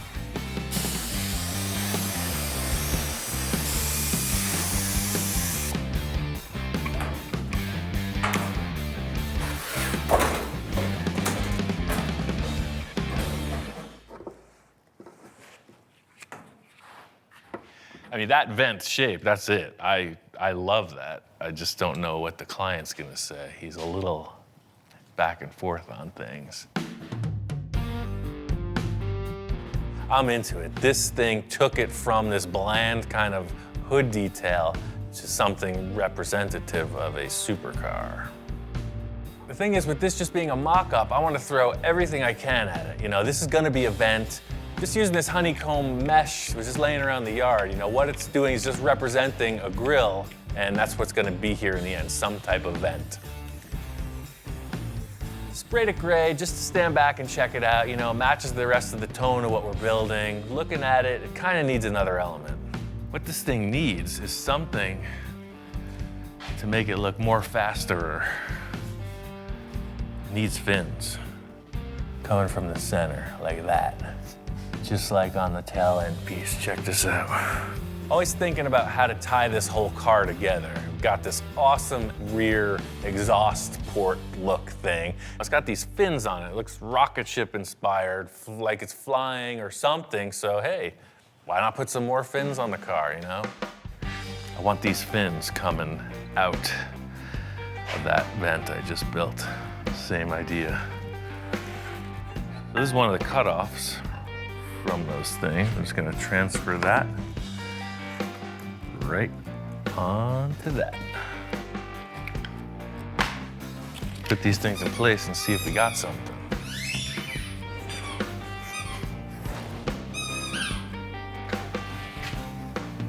Oh, that's mean, that's aggressive. That is the flavor. The whole thing with this is design, you know? I did it before with this piece. We're holding session here.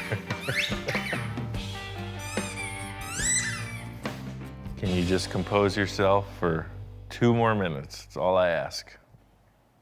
As I was saying before I was so rudely interrupted, same process as I did with these. Cut it, router it, sand it down, put it on the car. Pretty simple.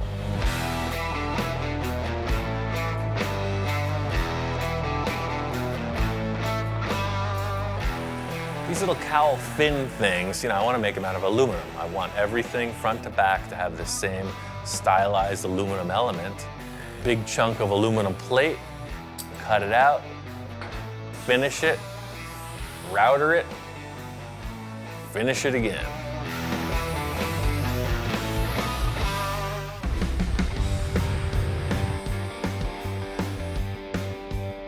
These little cowl fin things, you know, I want to make them out of aluminum. I want everything front to back to have the same stylized aluminum element. I got about 5 of these things made, and just as I'm finishing them, Victor's here. Yo, what's up? What's happening? What the heck you do to the car now? Well, we were talking about having a vent, right? Victor, understandably, doesn't know what's going on. You know, I'm working on these aluminum shapes, explaining what's happening. He's just kind of trying to take it in. Well, it needed something. You know, to me, the hood was just looking too long, so I created this vent around the windshield.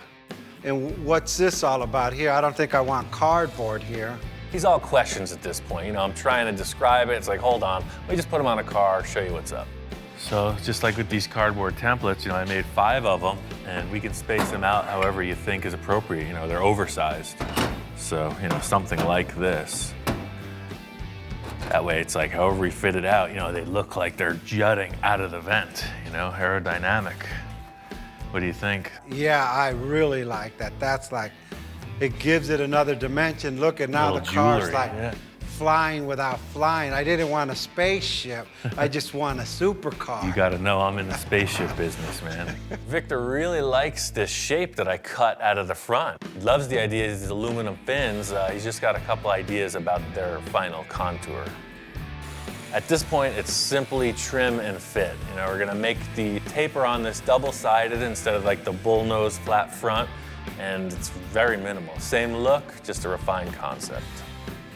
Yeah, what a difference too. And by doing that, the air comes in through the, you know, the front of the grill out to the roof and over. It's like I could see this in a wind tunnel. All these refinements look really cool. Victor's totally on board with it, you know? Everything's really coming together. The big issue is there's a huge hole in the side of the car. There's nothing there. What's coming up could be the biggest challenge yet.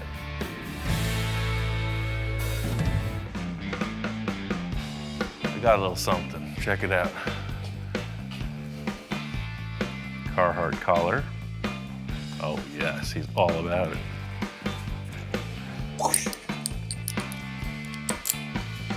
Check that out. High fashion for dogs. But wait, there's more.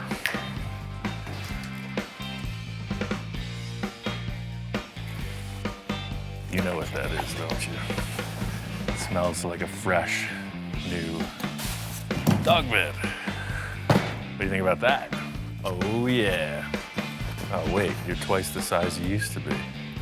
You like it? Very good.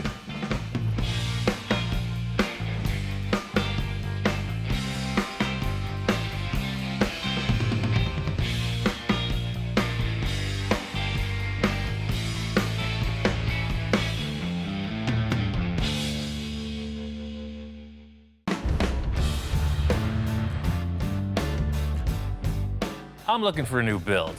A lot of the projects we've done in the past have been in a 1 or 2 month time frame. I'm really trying to do something that can expand on the process and go into uncharted territory. I've always got a few projects on hand. Right now I have a 29 Ford Model A Roadster pickup and a 29 Ford two-door sedan. These cars are hugely popular in the last few years because you can go a million different directions with it. You lower this thing, chop the top, big engine, wild paint job, you got a nice vehicle.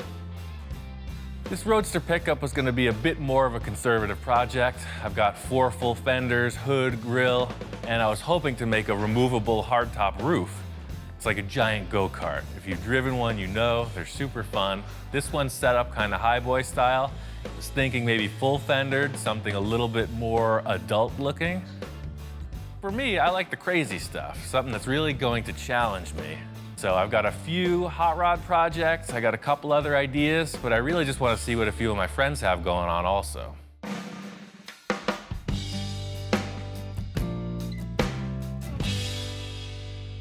I put a few calls out, and the first guy to respond was my friend Bill. This thing is awesome. Isn't that great? Bill didn't tell me much about it, but he said it had a lot of character. And sure enough, pulling in the driveway, you're facing this ominous front grille. What's not to like about big trucks? This is what they call an R190, 1953. I saw it at a truck show, and I loved it. I had to have it. And it's all original inside? It's very original. I mean, original motor, inline 6-cylinder. They called them a red diamond. Uh-huh. I just couldn't pass it up. It was such a nice vehicle. And of course, you can do your magic with it. When you think big rig, you think tandem axles in the rear, just this big, giant thing. But this truck has got like a giant pickup truck look. It's got a short wheelbase, but it has all the heavy-duty stuff. And the winch That is awesome. is a hydraulic PTO-driven Right, winch. big chain off of the freaking drivetrain. This is a really complete truck. Walking around checking it all out, it's all there. I'm sure this thing is roadworthy. Oh, and the interior is like totally nice in here too. It's not all beat to heck. Somebody took care of this. Fire it up. Yep, it's a runner. Take it for a ride. The whole thing about a big truck like this is you never know how it's gonna drive. So immediately stepping on the clutch, everything's smooth, it shifts really nice. It's got an air horn. I mean, come on, what's not to like about this? This truck is definitely an option, you can tell. It's got a lot of potential. Pretty darn nice. I don't know, man. Test drive is kind of the temptation. Well, don't have to worry about this, because you know me, I don't get rid of anything. Unless I I just take keep it, unless you raise your hand. Next guy on my list was my friend Jack. He does all the upholstery for me, and unfortunately, he's got the car thing also. He says he's got projects galore. Hey, Jack. Ian, how you doing? I'm ready for a new project. What do you got? Well, I got a few items here. No, I've been I looking got this 65 Rivy. Uh-huh. It's been sitting here for a while. Yeah, I love these cars. Jack is one of my clients that is not afraid to do the radical stuff. We proved that with his last project. I knew he had this Riviera. The sky's the limit with these cars. And we put a LS1 in it, Oh, cool. and I rolled the pan on the bottom here. I was just kind of making it a mild custom. It's got a great line. Especially, I love the rear quarter panels and the way the C-pillars come into them. He says this one's game. He's ready to rock on it, so we'll check it out and see what he's got. And 54 Chevy. Two-door hardtop. Right on. And I also have a Ranchero down there. Oh, 57 Rancheroo. I've got 3 projects. right. And no, I don't have enough time. So if you want to take one of these and do it, it'd be fine. Well, I've got a lot of ideas for this and that Riviera for sure. My one main wish for this next project is something that I can really spend a lot of time on the fabrication aspect of things and the creative portion of it. Instead of just trying to pick one idea and run with it, I really want to develop something awesome. One of my other clients who got back to me right away was my friend Victor. He was kind of vague. He wasn't telling me what he wanted to do. He said, hey, meet me at this car show and let's talk about a few things.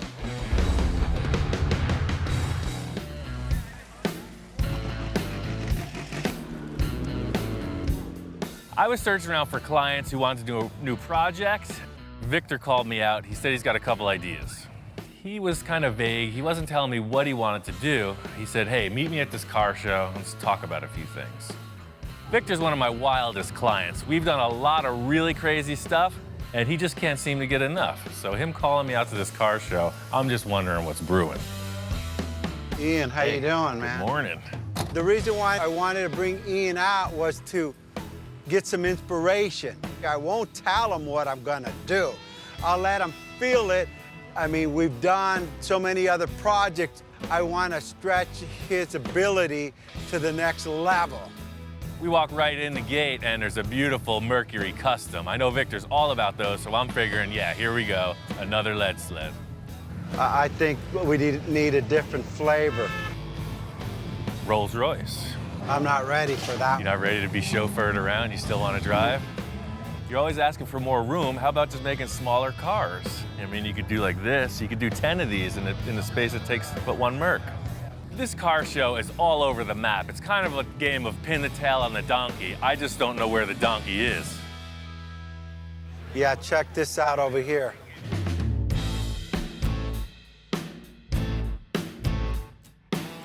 These things are crazy, man. I've seen them, but I've never really paid much attention to it. But the more you're pointing them out, it's pretty amazing.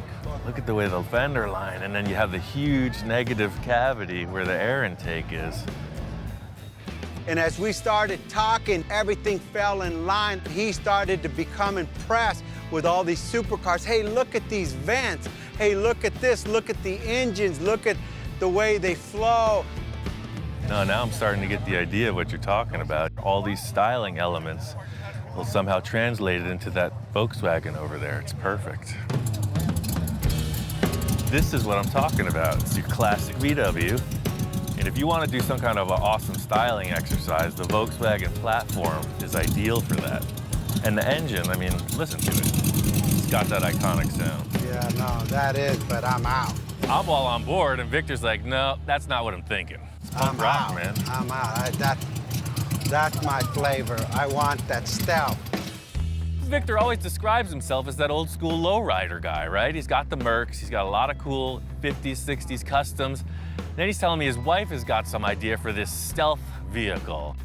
First of all, my wife said, honey, why don't you build a stealth? And I'm going, stealth, stealth. You know, the stealth bomber? I go, that's interesting. As I start to look at these supercar, Ferrari, Lamborghini, they have such a stance and a look that's just amazing. When they're standing there, it looks like they're going 100 miles an hour. Victor brings me over to the Batmobile, the iconic 60s show car, and he's telling me this wild design, this anything goes mentality is really where we're going with this next project. This car has inspired so many people to do custom build. This is why we're here, because of this man right here. Sure, right? No doubt about it, yeah. And if he could do this, we could do what we want to accomplish also. It's a little relief to come to the Batmobile because I know it's a hand-built, it's a custom-crafted vehicle. We talked about Barrett's, we talked about inspiration, we talked about the fabrication, what it takes to do it. And I said, Ian, anything is possible. Victor's got these crazy ideas of some kind of a exotic sports car. I have no concept of this type of vehicle, so it's a path in a whole new direction. This is the flavor, man. That's something that you were meant to build your entire life, man. That's it. All led up to this. It all led up to the Finally arrived. I never want to be stagnant, you know? I'm always looking for the next thing, the next hurdle to jump, and I think Victor's setting it up big. Victor brought me out here to his nursery. He says he's got a car he wants me to check out. The heck is this thing? Yeah, I got this at a junkyard. Oh, perfect starting point. You never know what we're getting into with this guy, but pulling up on it, I can see it's got a really low profile in the nose. I don't know what it is. Check this out.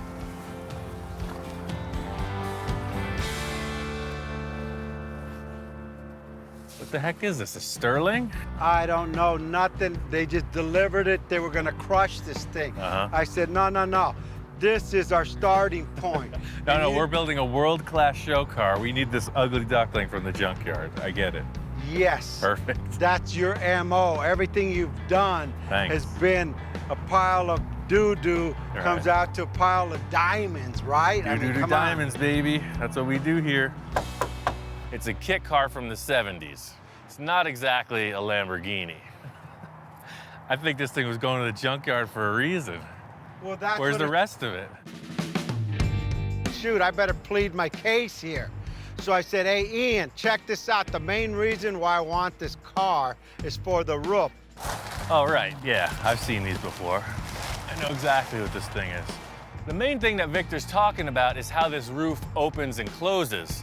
It was disconnected, he wants to try it out. He's saying that that's the #1 selling point of this whole concept. I bolted the roof on, hooked the battery up to it, and who knows, let's see if it works. Well, I guess fire it up. Let's do it. Yeah, yeah, huh? Now that's what I'm talking about. Totally works. That's smooth, too. Yeah, yeah, baby. That's freaking cool. Yeah, then you get in. This is the coolest, ugliest car I've ever seen. See?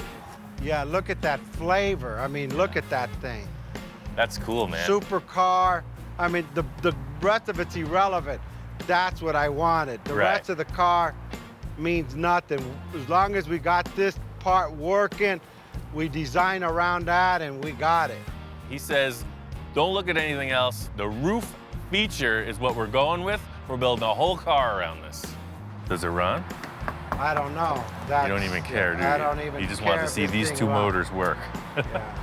I told him, hey, Ian, if you want to get it running, go ahead.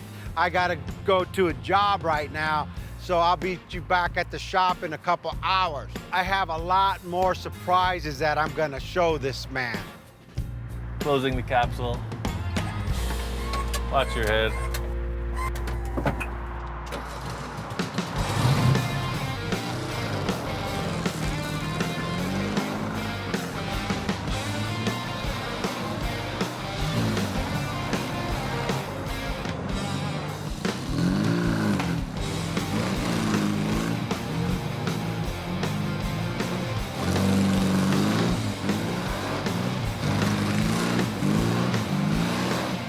It moves around pretty good, but supercar it is not.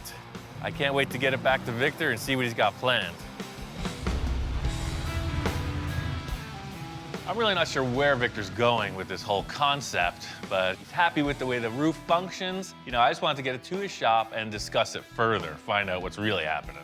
Hey, Ian, you beat me back to the shop, Dude, man. I got this thing running. I drove it all the way here. Everything about it works. The roof opens. It's all about just changing the look of this thing. I'm glad to see you got it running, but I'm not really concerned with that. Let me show you what I'm thinking. Remember, I don't want a kit car, and I don't want a Sterling, and I don't want a Volkswagen. I don't like anything in the front end of this thing. Nothing. Me either. We're looking at the front of the car, and he's like, I don't like any of it. We're gonna delete this. He comes around to the back. He says, I don't like any of it. We're gonna delete that. He's looking at the sides. We're gonna get rid of most of this, and we're gonna enhance everything, which is a pretty vague description. I hear you, man. All we gotta do is change everything. Typical story. I got a lot of ideas, but I don't want to really spit them all out or tell them to him because I want some of his input too. Remember, we're building a supercar. We're not building a 50s custom one-off, one-of-a-kind, That's the what most I love awesome about car this, out right? there. Yeah. With all the other stuff I considered, that's why I was hooked on your idea at the car show because, you know, it's kind of like what we're doing with the customs. There's no rules. It's just a different shaped car. I was a bit skeptical when we pulled the cover off of this, being that it's a fiberglass kit car, but, you know, performance vehicles are super strong, super lightweight, and this really is right in that direction. But fiberglass, I know this is sturdy. I mean, is that supercar material? Well, think about it. Everybody who's done these concept cars works with this. Even modern Corvettes are some kind of a composite, and that's why they use these types of That's materials. We haven't built any cars out of fiberglass, and I think it's a really good challenge. It's unlike anything I've ever done. I think it's gonna be cool. And Ian, you know, sometimes I change my mind. You can pretty much upgrade everything on this kit car, but it's never gonna handle like a high-end sports car. As far as sports car goes, you know, you have this VW Beetle, four-wheel drum brakes, and about 50 horsepower, so it's not really a performer, but it does run darn good. This is kind of a weird thing that they just put this box here, but you get rid of that. I know we can hop this motor up and make it really fast, put a cool custom gas tank, and just open the whole back of the car up, man. Remember, we're building a supercar. Right. If we go to Super Show and we open this hood up and say, look at my motor, they're gonna laugh us to another country. And I'm not leaving this country. Yeah, perfect. This has potential to do whatever we want to do. It's an open canvas. And Ian keeps talking about, hey, we could do this cam and these headers and dual carburetor on this Volkswagen engine, and I couldn't take it anymore. I said, Ian, no more Volkswagen, it's a supercar, hang on. I pull out my phone and I said, just a moment. You know what, let me make a phone call. Hang on a second. Victor's got people, so I don't know who he's calling, but he's on the phone. Hey, you think you come by the shop? Anything's possible. My first reaction is that he's got a guy with an engine adapter or something, so we're gonna put a better engine in this car. Thanks, bye.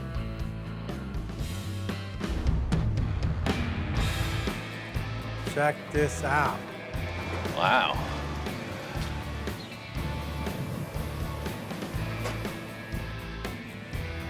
So what, you're changing your mind on that car? You gonna do this instead? No. This is the donor car. What? I'm walking out and there's a nice Porsche Boxster pulling in. I figure the trunk is full of stuff for this vehicle in the garage. And Victor's like, no man, this is the stuff for the vehicle in the garage. So the whole idea is we're just going to build off of this thing and then create the shapes that mimic that car. I get it, right? No. We're gonna tear this whole thing apart, fender, top, glass, everything comes off. So you want to cut this whole thing apart? Yes. You gonna cut the car apart. I'm gonna watch. I'm committed, even though I'm getting pressure from every end. Even Ian's kind of like, hey, you like crazy? I don't know what to say. You sure? I wanted to start with a good foundation. I mean, we got a new car. It's a 2000 Porsche versus a 1970 Volkswagen falling apart, riggedy-raggedy car. I want to take the best of both cars, Ian. That's pretty crazy, man. You're up in the game once again. Can I drive it around for one night? Can I go on a date? He wants to go on a date. You could have the thing, because you're going to cut it Ladies, apart. dinner? Well, it still runs. Wow. I don't get this opportunity often. It's pretty tight in here. It's built for a slightly smaller person. Yeah, I want him to drive it so he could feel what I'm talking about. All right, see you never. I quit. Now he's never gonna want to tear the thing apart. This is a whole new thing for me. I've never driven a car like this. It's like tight, it's super low to the ground. The way it shifts is amazing.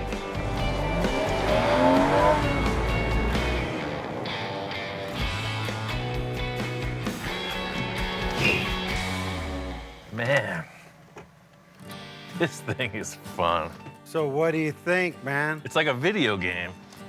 It's like you don't even feel the car, it just performs. Are you saying we're gonna do this instead of that, or what? No. So you bought two cars and you don't want either of them. You can try Yes. to make something you do I don't want a Porsche, and I don't want a Sterling Volkswagen. I see the potential in both of these. I mean, there's good and bad in each of them. You know, it's just like, I thought we were building a piece of junky car there, and then you show up with this thing, so I'm a little confused. Okay, I'm confused too, but our goal is to put this car on this car and take this car apart and build ourselves a supercar that doesn't exist. I've heard statements, I went looking for trouble, and boy, did I find it. I think with all the clients I've entertained, you know, Victor's always the guy who comes back like a whip crack with the thing I was hoping to never figure out, but now have to. We built things that didn't even exist. Hey, you even made me furniture. Yeah. So why can't you make that into this and this into that, or vice versa, or up and down all around? Does that clarify it, or do you want perfect. plans now? Crystal clear. Yeah, it's perfect. The main thing I'm understanding in Victor's mission statement here is that he wants it to act like a Porsche, have the flavor of some kind of a Sterling sports car roof opening thing, and be completely unique and world class and the best thing anyone's ever seen. So it's a pretty short order. I think we should handle this perfectly. I think it's gonna be okay.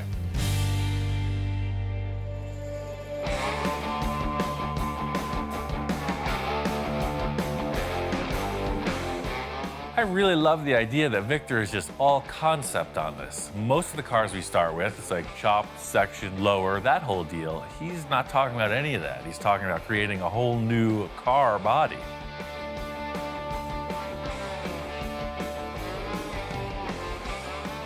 You know, I'm stuck in the 50s concept, mercury cut, chop, bubble, all this. And now, you know, because of my wife, she brought it up. Can you build a stealth car? You guys could build everything out. And you brag that you and Ian can achieve anything. Why don't you build a stealth car? And I said, holy moly, here it goes. I'm both intimidated and excited. This is pretty high-end stuff in my world, and there ain't nothing to it but to do it. We'll figure it out as we go.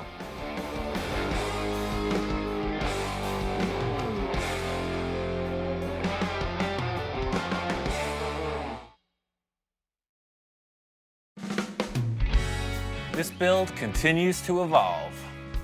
When we started out, I wanted to do something I could really spend time on, something I had never tried before. And that's pretty much what I got.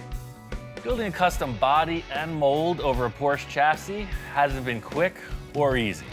But now we're getting to the point where we gotta commit and make it happen. It's time for the next phase of things. Got my friend, Hardcore Bob Gore. He's coming in to be the guinea pig. I mean, to help me experiment on this mold process. Oh, man. When I walked in, yeah, I was totally floored. He totally blew my mind when I saw what he had sitting there for me to work on. So, you know, Victor wanted a concept sports car. So this is where we're at with it. You're definitely on the right road there. Ian does classics and custom classic work and things that you would totally think of nostalgic, and it totally blew my mind seeing that, walk in and see that he's working on a supercar. Man, when you told me about it before and you sent me a couple pictures in the works, but this is this is beyond what I was thinking already. The whole thing with this is that this isn't the finished car. This isn't even the car we're building. We're gonna build a mold on this. Why are you building a mold instead of just making this the car? Seems like every time I just throw this term, we're making a mold on the car, people just are all question marks. Bob's the same thing. Like, what do you mean? It looks like a car right here I'm looking at. And I'm saying, no, this is just a sculpture. It's about 5 inches thick. I was gonna say, it feels pretty solid. Yeah. And I'm creating a shell on top of it that is a negative image of the sculpture. Then you create another sculpture, the mold, and you get your finished product. By not creating a finished piece, by doing it more like a sculpture, we're able to change aspects of it. And in the end, the mold will give us a really lightweight finished body. But this thing has to weigh 3,000 pounds as it is, just the body. We started going over why he was doing what he was doing. And the thing that came to mind was, hey, we're doing this for Victor. And Victor is a master of change and improvement. I never would have thought of making a mold out of it. I would have just made the first initial car and said, there it is. Yeah, that's the thing. It looks good now, but the kicker is I've never built a mold this big. So that's why you're here. Guinea pig. I can blame it on you if it doesn't work. Right. That's Okay. the ball guy. I got a test piece over here, so we're just gonna make a mold on that. If that works, we're gonna make a mold of the whole car. Everything I've done so far has been in order to get to this mold process. So this is like the critical moment. I think we should do a practice on this Mustang hood because all these contours, if we can get it to release off that, I don't see anything with this amount of draft on that car. The first step here for me is to just examine the process, just test it out on something that doesn't have a lot of draft. In other words, not a lot of negative space that the mold can hook onto. So I've got this car hood and I think it represents a good amount of detail, nothing more dramatic than the shape we have. The worst case scenario is that we glue this mold to the car and we can't break it off. You ruin the whole car. You mean you could actually stick the mold to the vehicle itself, to the model? And that would be a disaster. Imagine we build this huge fiberglass structure and it's glued shut. We ruined the entire project so far. If this mold sticks to the car, all of the design we've done, all of the sculpting is at a loss. It's trapped in this giant blob of fiberglass. Bottom line is I'm trying to do everything I can to avoid that situation. So this stuff is kind of the formula that allows you to break the mold off, theoretically. Okay. The releasing agent. Yeah, part all okay. paste. So I put one coat on already, but the information I got was you want 3 or 4 coats of this. So basically just brush it on and buff it off. All right, let's try it. I'm explaining to him the critical factor of this mold being able to release. You know, if it sticks to the car, it's a total loss. So in order for the thing to not stick to the car, it's all on you, buddy. Just as long as you do this one process right, we're gonna be okay. Wax on, wax off. Yes, Sensei. That's yes, exactly Sensei. it. The true joy of being in this managerial position at this point is that I get to stand back and watch the show for a minute. You know, I'm usually the guy thrashing, sweating it. I got the agent on there. What happens if I didn't get it on there the right way? I don't know. That's your job. Through this whole thing, Bob is super concerned. You know, he's taking this to heart like it's his reputation on the line if it fails. Bob's got this covered, I'm sure. Just have a little lunch break, watch the process. Can I have a bite of that sandwich, man? Okay. After the release agent's in place, the only different aspect of the fiberglass process is putting this layer of gel coat. What the gel coat does is creates a nice smooth black surface. It basically keeps the fibers in the fiberglass off of the surface of the finished mold piece. What I'm gonna do is just pre-cut all this fiberglass, because as soon as that starts set and 3 coats of that, we're gonna just layer this right on top. It's all the same material. Usually when I come in, I get to watch Ian do his thing and then add my twist to it or whatever I have to offer to it. I didn't expect to be put on the hot seat and say, here, if this doesn't work, it's on you, Bob. This is looking good. You're hired. The resin sets up pretty quick. You know, here we are 25, 30 minutes later, and it's hard. It seems like we could pop it off. Wow, it works. At this stage, I'm 50-50. I have no idea. Just in putting this wax on the surface, what do I know? That's just what they told me to do. I've never tried this. Thing is, I'm just working the edges. You know, you got to start somewhere. So I don't know if we're going to crack this or break it. We're just working the edges, trying to get something to release. Holy moly. Yeah, baby. Look at that. Oh, man. Totally worked. As soon as there was enough pressure, it just released. It's a Victory. Mustang hood. Victory. Bob was here specifically for this. If it went wrong, I could blame it on him. He's got to hit the road. It's all smiles. You know, setting it on the car, checking it out. It's like, okay, we're gonna do this to the entire vehicle. What we just did is just a drop in the bucket. This project has required a huge amount of body work. Every line on the body has been created by hand. So Victor's guys are helping out on the side. Hector and Javier, ace body guys. They've been with Victor for years, and they're here on the team now. Ian, how you doing? Down to the wire, man. You've been sanding and sanding and sanding. Looking pretty awesome, man. Victor hasn't been here for a minute, and the three of us have been hammering on this thing. There's a lot of dust in the room. Stuff's been happening. It's the thing, without these two guys, it wouldn't have happened this quick, man. Man, you're on. How you guys doing, man? You've been working out. That's I it. thought you were the guy that doesn't sleep, and you got my guys that are working 24/7. I'm the manager now. I accept Hey, that, man. it's I get about the time, management. man. I'm glad. Victor's responding to all the block sanding. He knows what it takes to make a straight car. It's looking good. What I really wanted to show him was this mold experiment we just pulled off and how that's going to transfer to the next step in the process. Well, we got this hood here. It was just laying outside. Where did you get this at? This is the mold. This is the whole process. You did this? Yeah, we did this yesterday. You're kidding. So I just had this old fiberglass hood, and you know, this was made in a mold, so we made a mold on it. And what we learned was, you know, obviously the gloss paint really helps with the release. See how smooth it is? I see. But what we learned too, see, it took some of the car with it. See this here? Yes. This was scratched in the hood, and of course, when you make a mold, you get a perfect scratch in reverse. That's pretty awesome. He's definitely relieved. You know, there's kind of been this like gray area on the end finish here, and showing him this mold, he is all charged up. The nicer the masterpiece is, the better the mold is. So instead of body work in the mold, we'll just get that perfect, paint it, and then do the work on the mold. Once we make the mold, it's permanent. The only question is, what are you gonna change now? Well, that's the question. You know me. It's your last chance. Yeah.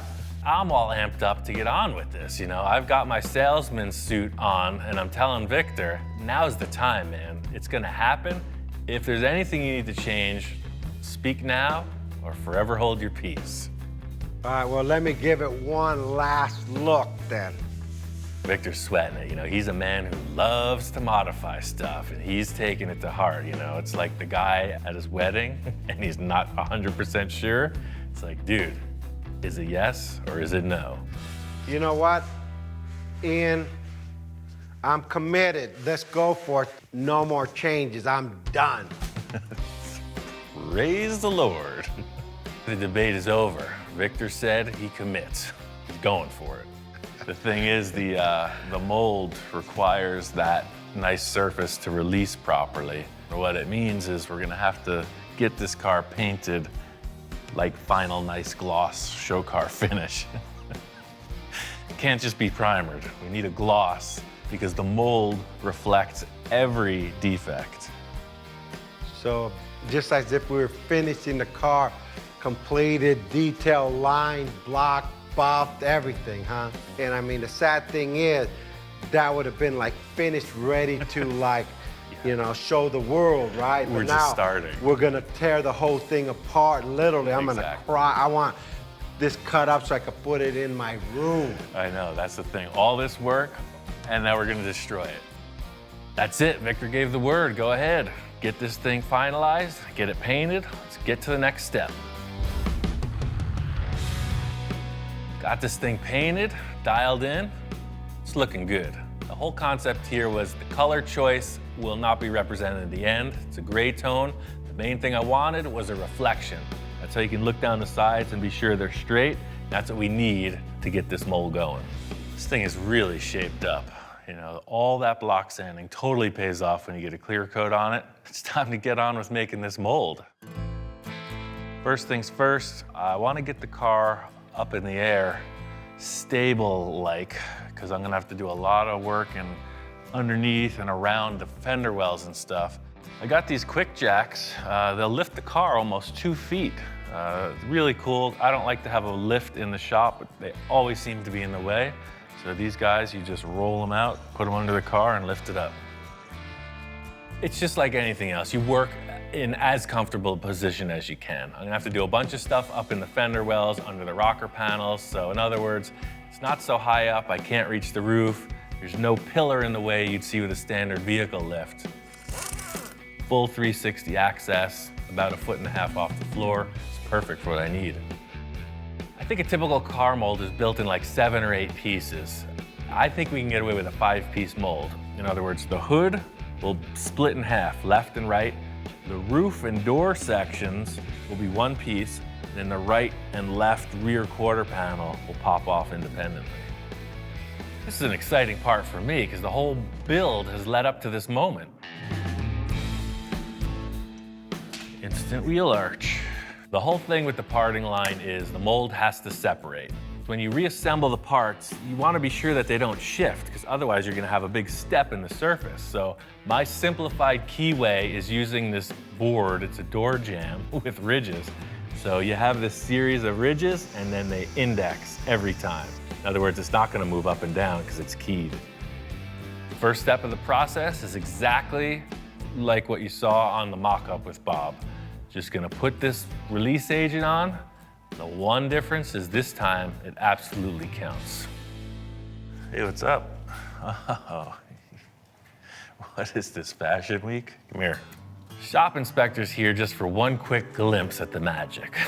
You know, he knows this is not the standard procedure. He's very concerned, so it's a toxic environment. Bottom line is I am going for this solo, unsupervised, no inspection, no quality control, anything could happen. Later, Wonder Mutt, it's been real. After the release agent dries up, first step is gel coat 3 times. 3 layers of gel coat, that helps keep the fiberglass fiber off of the surface. Gel coat is on, now 3 layers of this. So I'm cutting up fiberglass mat now. It's gonna be 3 layers. First layer I'm starting with is super thin. I noticed with that other test, these heavier panels were having trouble molding into the contours, and I want to be sure that it lays down. So the first layer is ultra light. The thing I'm responding to is how much effort this takes, you know. I've heard about hand-laid parts, how they're kind of superior and that they're a really perfect fit up. The thing I had no idea was how much material is used. This is 1/5 of the mold, and it's just taking a ton of product. It's gonna get real ugly before it gets better. Hopefully Victor doesn't get traumatized. Passenger side is 1/2 of the nose piece. I'm gonna do the same exact process on the driver's side. That represents the nose. Get those in place, pull it off. I got the front hood section laid up in 2 pieces, left and right, and now I'm working on the roof door section, which is in 1 piece. So out of the 5-piece mold, number 3 is in progress. I laid up the passenger side like super overkill. I stopped laminating the ribs in on the 2nd piece because I realized I might want this thing to flex a bit in order to get it to release from the car. So that's the thing, this first release is just gonna tell me what needs to happen. Is it the more rigid one or is it the more flexible one that releases easier? I'm getting wild style on this. It's totally out of spec for what the shop inspectors used to seeing. You know, there's like no process, there's no procedure. It's just glommed on the car and he is like super leery. So it's the moment of truth, man. Victor's on his way right now. We're gonna see if this is gonna part, see if it's gonna come off the car. Are you ready to witness the grandeur of all of this effort? What do you think? The thing is, no matter what the critiques say, you gotta work through this. We gotta make this stick. Maybe stick's not the best word, you know, non-stick surface. You gotta make it non-stick. Yo, Ian, what's up? Hey, we're ready to pull this thing off of the nose. This thing's looking like pretty interesting, to say the least, man. I told you it was gonna get ugly before it gets better. Man, Well, it looks pretty impressive. It looks like you know what you're doing. So Hey, it's the first I'm time for baking on it everything. for the first time. I mean, you're running this thing too smooth. Yeah. Victor's concerned, you know, but he's confident as well. We proved the concept, Bob and I, with the test. You know, he's just seeing this on a bigger scale. That's the thing. If this thing doesn't release, it's game over. We're literally starting from scratch. So, Well, your test mold did, so hey, this has a better paint job than the test mold, right? that's kind of what I was thinking. It's definitely set up. I think it just might work. Let's do it. Start pulling, man. Dude, get ready. I knew when I was laying this up, it was grabbing in some places. I knew I'd have to do a little trim work to get it off, so going in, going around the edges, same thing as the test piece, just trimming back the sides. At this stage, I'm feeling confident. There's no reason it shouldn't work, but this is the moment of truth. We gotta pull this thing off. Going in, just trying to start this prying procedure, and I'm expecting it to pop, to release, like it did.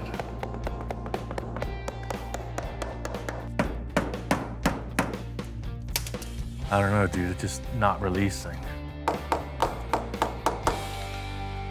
I might have to get out the grinder and just start sawing into this thing.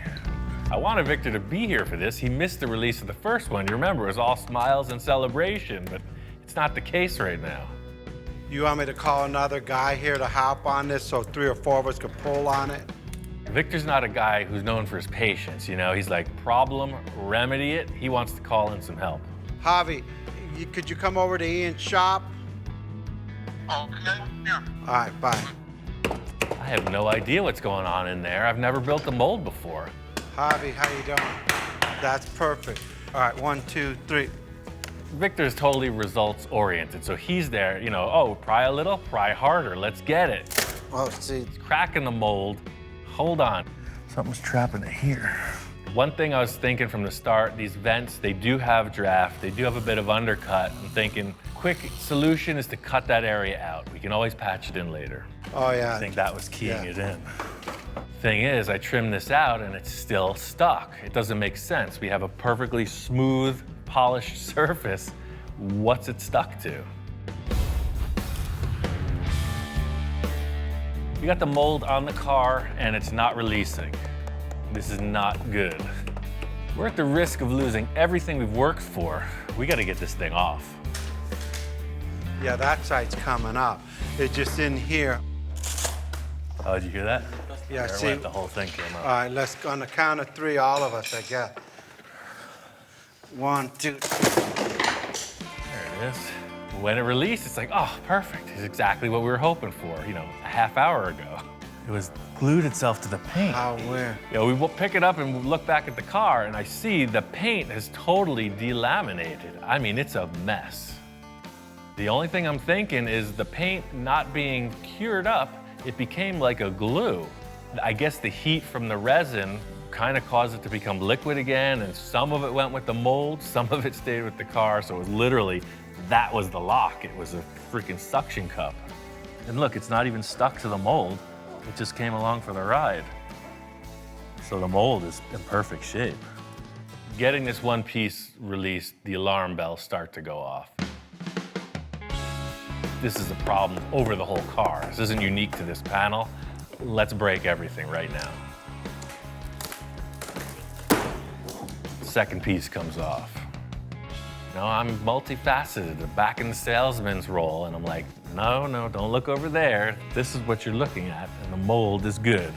Piece of cake. Might not be the prettiest, but hey, I know we got what we needed out of this. I think we made it. It was a little sloppy. We got it. Next, we got to get the roof section off, but it's as stuck as the rest. There it is. All right. Getting the roof off was a huge thing. Now I just want to work through the rest of the car. My idea with the mold being in 5 pieces, 3 in the front come off independently. I just want to get to these rear portions. This is the biggest panel in the car. These 2 rear quarters, they go literally from the rear license plate right up to the front tire. I hope it releases. Thing is, I'm in the thick of it, literally. I thought it was gonna be, oh, we put it on and we take it off, and that's not the case. This is a stumbling, messy dance. All right, that's the way it's supposed to work. We're getting results. We're not out of the woods yet. I just got one more rear panel to go, and then we can see if this mold is actually gonna work.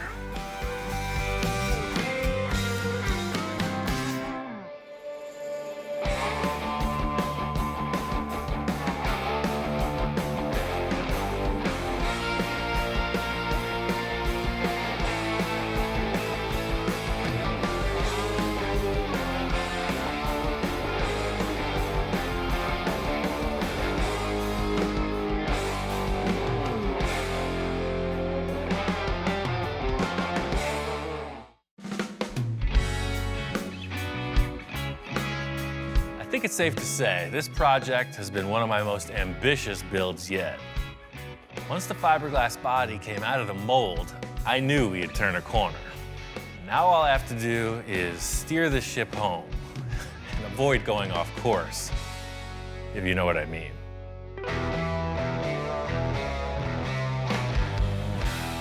We are on the home stretch of this project. You know, the majority of the fabrication is complete. We couldn't find anything that looked right on the car as far as taillights go. So Victor says, hey, on top of every other thing you have to do, just knock off a custom set of taillights that looks awesome. Taillights are really just winging it. You know, we've done so much model and mold making, I figure I'm gonna make a model off of our model and build custom taillights. I haven't discussed this with Victor at all. He's coming over to check out what I'm up to. Hopefully, there's no modifications. Ian, what's going on? Hey, making progress, baby. Hey, sorry I haven't been able to come by. I've been so crazy busy at work. It's all good.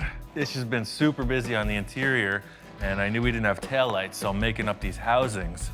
I cut open the body. I'm gonna make French-in taillight. The acrylic lenses, just like the bubble top. I'm gonna heat up red acrylic, and then these will be the housings. This foam comes out, and we'll put LEDs inside.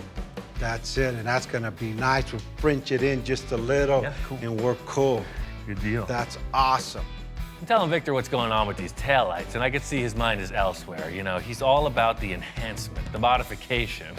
He mentioned that after this body came out of the mold, there was still a couple things he wanted to change, and now I'm concerned because he's got that look in his eye. After it came out of the mold, I was really looking at it. The back was cool, the front was cool, but this open gap, I gotta fill this hole in, and what I was thinking of doing is go ahead and adding a louver. So it'd be one louver, the next louver down, the next louver, all the way down to this point. I love the idea of putting louvers here. You know, my mind starts racing. I got a bunch of ideas, and it's really just about coming up with something tangible. I got all this aluminum left over from the grill and whatnot, so it's just 1/8" plate, right? That's perfect size. And it'll be like a set of stairs, what you're describing, just down, down, down, down, all the way through, right? That's perfect. The only thing is I don't want it square. I want you to do something so it blends in with the supercar look going down and ties in. I'm leaving this in your shoulders right now. This is the realm I thrive in when Victor says, do what you want. I mean, everything's looking good. Remember that show that I took you to when we first started this car? This Supercar Sunday? It's in 3 weeks, and I'm hoping to have this done to show it off there. What do you think? Well, I mean, nothing to it but to do it, right?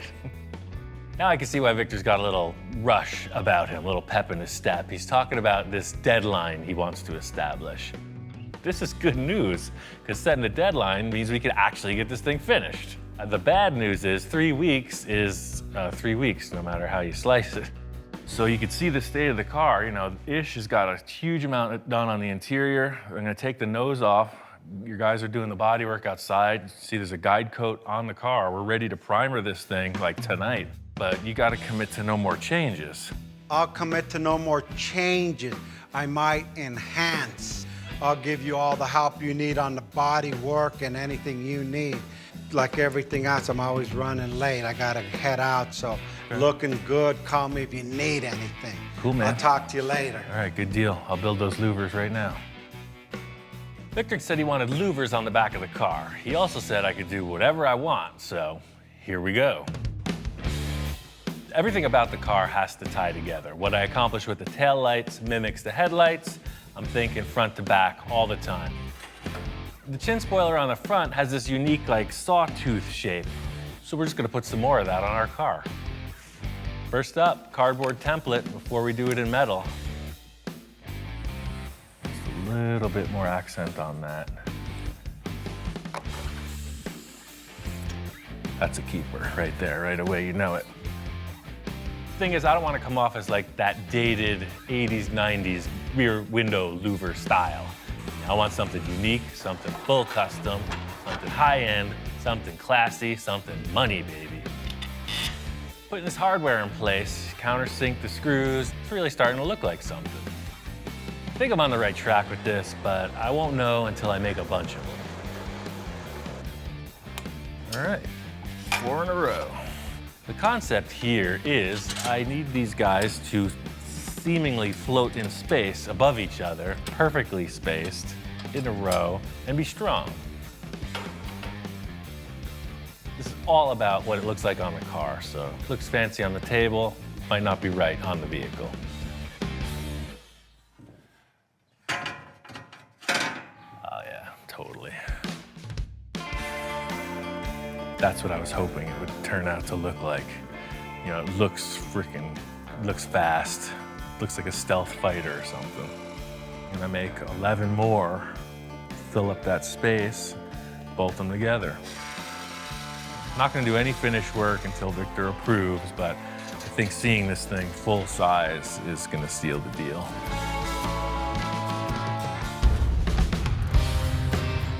I got both the taillights finished up, and I'm just working on finalizing this louver set. I really like this. I can't wait for Victor to see it. He didn't have any requests on how these were going to be created, what they looked like, etc. So he's coming in cold. Ian, how's it going? I do a little metal work in my spare time when I'm not doing fiberglass for months. So I came up with this, you know, just winging it. That's called fabrication at its best. Look at that. This guy, again, went up and above what I asked for. I just thought the front spoiler had such a cool shape, you know, the Lamborghini chin spoiler, the air dam. I just used those 3 points and just shrunk it down. Brilliant idea. It's gonna all flow together with the front to the back. Exactly. He's nodding, he's into it, he's digging it. I really just want to show it to him on the car. That's what sells it. Yeah, I haven't even seen it full size yet, so. Putting it on the surface of the car, there it is. You could tell it's meant to be. Takes that giant negative space in the car and it enhances it. Wow, that looks freaking gnarly, man. Like real. Like an angry machine.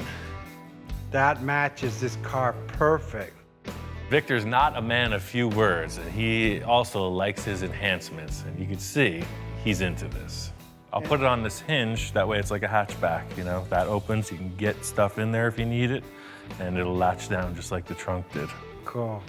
Look at with the light that you put in. Oh yeah, I built those tail lights too. Let me show you what that's about.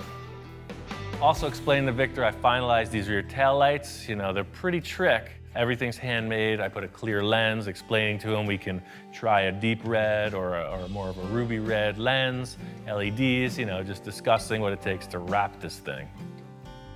I have a windshield that I made that's out of polycarbonate, so that'll be the last thing because it's pretty fragile. I'll wait until the car is fully done. The body guys are working hard on this. You know, the deadline is close. So I just got one question. Any changes? It's not that I'm not sure. I'm looking at it and I'm just trying to absorb it all, right? Then he ends the sentence by saying, is that good? No changes. No changes, that's it. That's a first, ladies and gentlemen. He's committed. That was hard for me to say.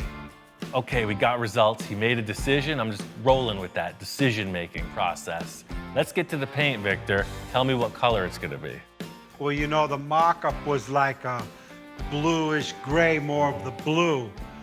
It looked pretty good, but I think I'm gonna go with a gray or silver or maybe a red or black. So Or maybe a white, I'm not sure. Victor looks like he's just gonna stop. He's like, I think silver or white. And you know, we might have to paint it a couple times. He's back in his old Victor mode. He doesn't know what he wants to do. Test one was a bluish gray, but I was always into this silver because it's like classy car. But in the other hand, I might need to go orange and red or something crazy too. I'm not sure. The car's got a talent. Let's mock it all up. We'll look at it and I'll let you give me input on that so I could be decisive on that. As usual, Victor's default statement is, we'll know when we see it. The car is gonna tell us what to do. And I probably won't know what color it is. Victor probably won't even know what color it is until it comes out of the spray booth. I'll get with Ish and Lino to get this all finished up inside. Cool, yeah, you get on the fabric detail, I'll get on the primer and pre-assembly, and you know, the deadline is upon us, man. I'm really looking forward to seeing this thing done, and I don't even know what it's gonna look like, truly. That has been kind of the enjoyment of this process since the beginning. You know, we didn't know what we were building. Thing is, onward and forward, no fear. At this point, it's simple, tight bodywork and fit up. You gotta get this thing in the spray booth. Making a lot of progress on this car, but sometimes it seems like we're going backwards. I got the rear louvers dialed in. Victor was happy, right off the go. What a surprise. Of course, he's gonna change one thing. Victor's concept is we're gonna mimic the shape of the louvers, but create a fiberglass panel that molds into the body. In other words, the roof flows right into the louver. It's the first time we've ever made a car flow. So now if you look at the car from the side, this is going all the way down and it continues down. Yeah, now it actually, I think, puts it more into proportion. Yeah, our model never had louvers in the back, so the adjustment is justified. I just never knew what was gonna happen in that engine area. I'm all on board with this change. You know, this car's gonna be better for it. It's a little more effort, but as usual, whatever it takes. Look at Ian, my roof. Ah, yeah, look at that. Look at, I even smile every time it goes up. When I'm pissed, I just come to the car, lift up the roof, and then I smile. I guess because when I was a kid, my parents could never afford to buy me video games. So I always had like a little stick and I'd move the stick back and forth and throw rocks. Now I have a switch. Look at, I have a switch here. I don't need the rocks anymore. As usual, Victor's got his people on this, so there are a number of teams ganging up in different areas of the vehicle. Ish is doing the dashboard and other interior panels, and Lino's doing the stitch work and actually building the seats. Ish, this is what the seat's gonna look like. Nice. You know, he's gonna have diamonds on the seat, so what we're gonna do, it's gonna make like an insert, 10 inches the most. That's all I want, that's good, okay. Victor deals with Lino in his own way, but from what I've seen, the product they're coming up with is way more intense than the stock seats. You're gonna do this on the side, or what are you gonna do? Okay, that'll be good. Oh, that way it follows all the way around. Yeah, that's perfect. Yeah, what Lino's telling me is, don't use these seats because you're not gonna fit in the car. It's gonna be too tall, it's 38 inches, and my head will hit the roof. He's made these seats to be only 2 inches off the ground instead of 8 inches off the ground. That's a good idea. Yeah, he's saying he made this indentation so I have room with my arm. Since I'm not a little kid anymore, we're confined cockpit, he wants to give me room even though I'm not a big guy and I'm not a little guy, but I'm bigger than a little guy. And getting bigger as you speak. Lean on me diet, chicken, me chicken, no more of this. Chicken, I'll get skinny again. Okay, thanks. Ish is getting his first taste of the crazy. This shop is, you know, trilingual, in fact. You know, you got sign language, English, Spanish. Ya apenas viene y no quiero correrlo hasta que acabe tus sillas, no tengo tiempo. A little Swahili thrown in for good measure. You know, there's a lot of action in the room. I'm leaving the paint call up to Victor. It's a little stressful because he changes his mind, and I've seen him paint a car back to back 3 times in a row. I think this is why Victor's such a successful businessman, because he thrives in the final inning. You know, you see the baseball game and they're all waiting for that home run. That's what Victor's swinging for. He loves the suspense. I'm nervous. We are literally 48 hours out from the show. From this point on, it's all hands on deck. Everybody's busy. We got to get this thing done.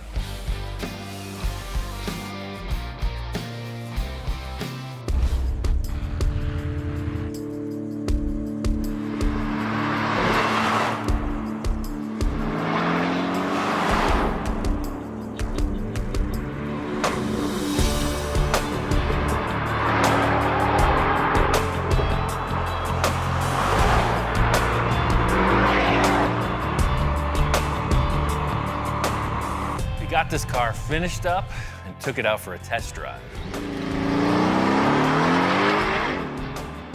You haven't been able to stand back and look at this car outside of the shop. You know, it's a whole different perspective getting it out in the real world. Surprisingly, Victor went with a white paint job, used a little pearl in it, and contrasted that with all black details. Lino and Ish went nuts on the interior. It's completely hand-built.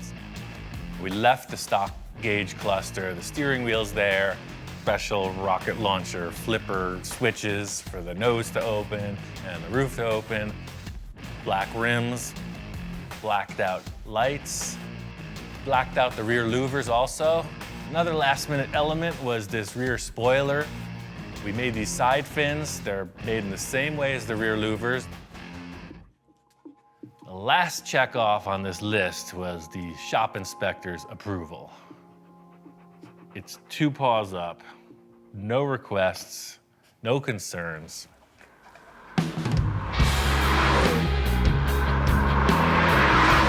We took it out to this deserted road, ripping around.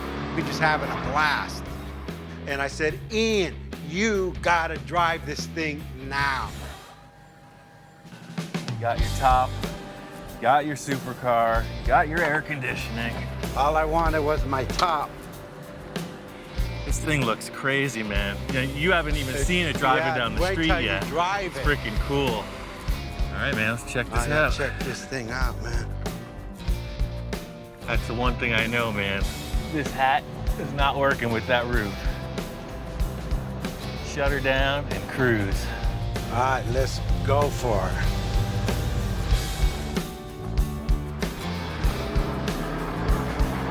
This car's driving great. You know, Victor wants to take it to the show. I want to see how people are going to respond.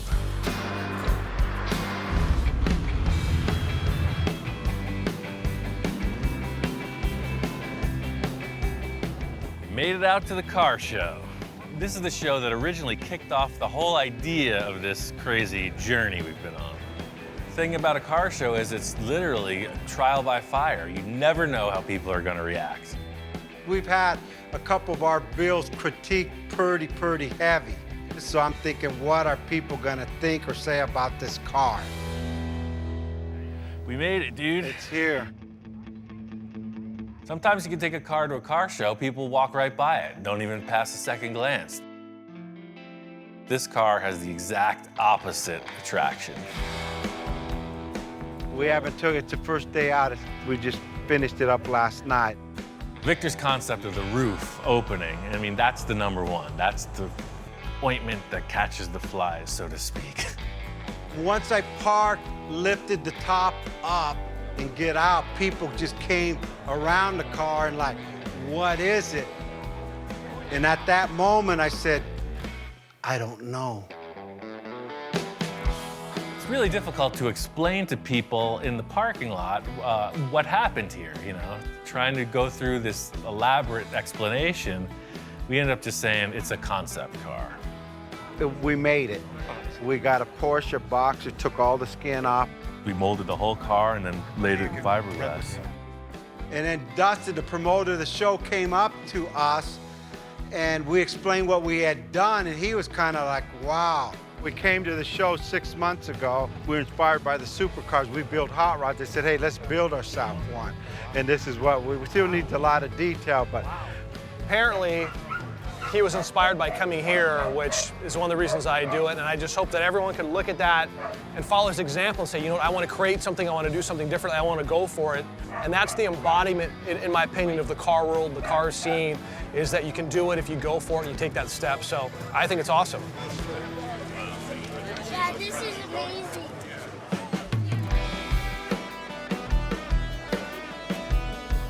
yeah, no, that thing came out pretty So you clean. got your camera out again. That means Yeah. you're satisfied. Yeah. No more changes, right? I could honestly say the car will not change concept. It may change colors. You got the button. All I wanted was the roof, man. You did it, man. Congratulations. I don't know what the heck we're gonna do next. Well, in the car world, hey, there's still boats and airplanes. I've always wanted to do a submarine or a helicopter, so let's just quit this car thing and get onto the spaceships.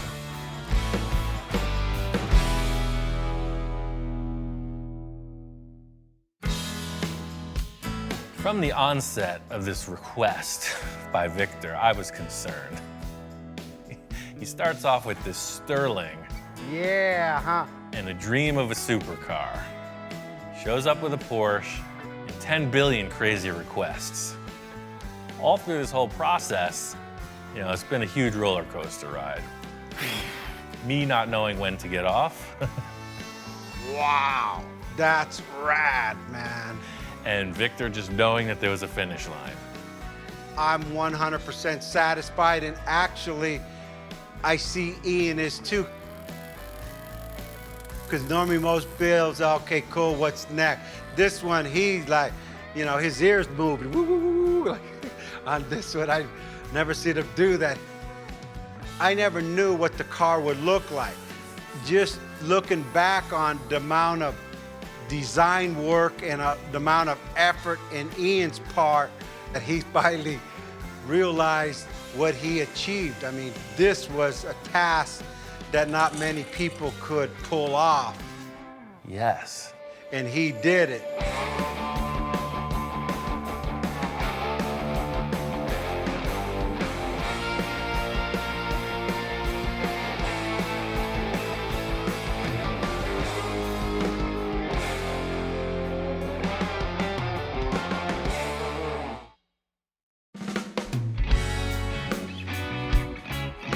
So it continues. We're still in the early stages of this project, but we've committed to making a fiberglass mold of the body once it's finished. But in the meantime, we can build the car out of anything. We're creating things as we go, changing things on the fly. It's definitely unusual, but I have a few ideas on how to pull it off.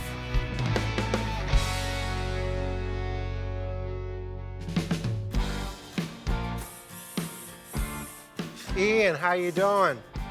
What's going on? What did you do? That's pretty cool. I got the whole engine compartment kind of squared away. You know, I went with aluminum, and then I think like a riveted final detail would be pretty neat. You know, something real shiny down in there. As I walk in, you know, we got the back fenders kind of in place. It's still like a hodgepodge. You know, like Ian said, anything goes, because this is just like the clay mold. I love this because we still could put another element in here. You can do whatever you want in here. You know, this surface is represented. I really want to get these fenders so that there's no holes in the back of the car. Looking at it now, it's really loose, sort of like a patchwork quilt, not even stitched together yet. But I'm seeing the finished flesh on this thing, and it's got to be set up correctly. I mean, the idea of screwing this Porsche quarter panel onto this Sterling body seems kind of strange. That ain't strange, that's like crazy. Yeah. Madman. Now I'm getting excited again. So what I was thinking was I just took this aluminum sheet, super light, and I just formed it over a piece of tube. That way it'll radius down into the engine compartment. So it's just gonna pop on here. It's gonna do the same thing as everything else we've built so far. It's just gonna represent a surface.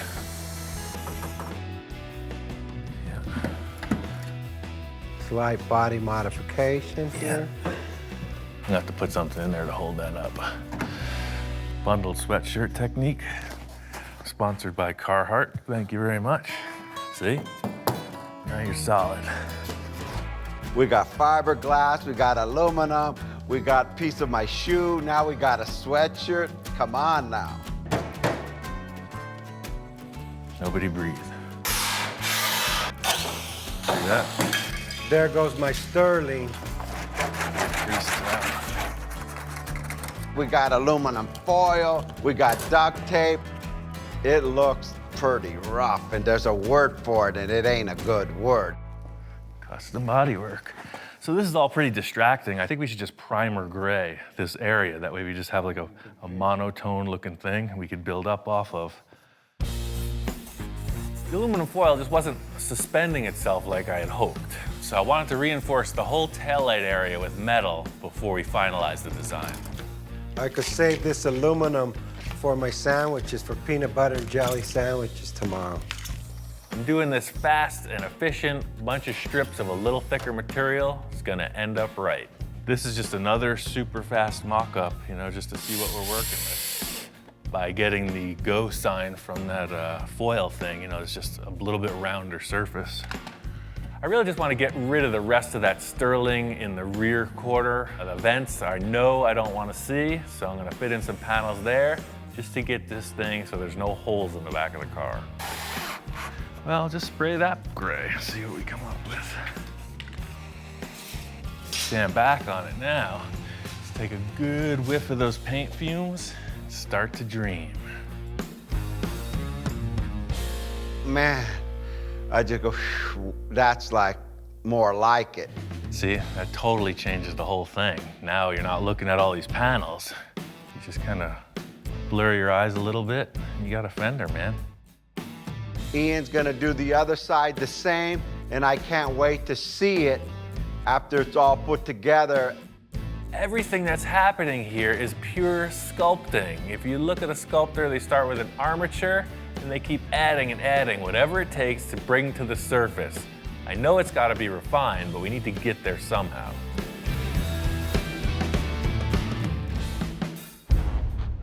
Got this passenger side pretty much matched to what Victor and I agreed on over there. Where I'm at now is I need to get this surface workable.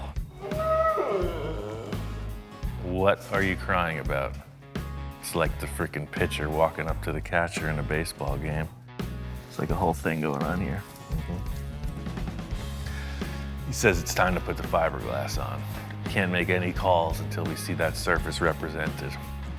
This primer coat was purely visual, just to get all the different colors out of the way. I gotta sand through, get the majority of these screw heads off, and then I'm just gonna lay a couple sheets of fiberglass over this work we did, just to give it a little more strength. Right now there's stuff all over the place, different heights, different materials. The fiberglass is gonna glue it all together and make a nice surface to work off. I want to be sure that this fiberglass is going to stick, so in this thing that I'm accomplishing is just giving some texture for the fiberglass to grip to. Truth be told, I'm not the most professional fiberglass guy. I have limited experience, but it's fascinating, so I keep trying. This is the problem we're facing with the metal. When you push down here, it wants to buckle up. As soon as this is wet, all those fibers are going to relax. The only advantage of using fiberglass at this stage of the game is that it's super flexible and it will bond to aluminum, fiberglass, and steel. To weld that thing, you'd have to make it out of one style of metal. Big, long, drawn-out process. It's a little like mopping the floor. It's a little like pouring syrup on your waffles.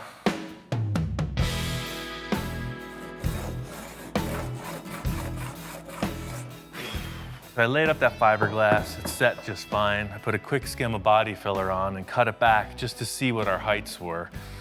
And I could see already, this taillight mock-up we did is gonna be way low. What I have here is this is the hip of the fender coming down, and the Porsche naturally dips way down into the taillight. I'm gonna just fiberglass right over these, and we're gonna have to cut new taillight holes. I feel good about this, you know? It's not just anybody who can throw a bunch of sheet metal screws and saran wrap and build a supercar, but watch me go. Everything looks so rough. I just want to get it looking more like a fender when Victor gets here. So this is less auto body tech and more fun body filler tech. Purely like icing on a cake. Fiberglass is hairy and scary. See, this stuff's a little bit smoother.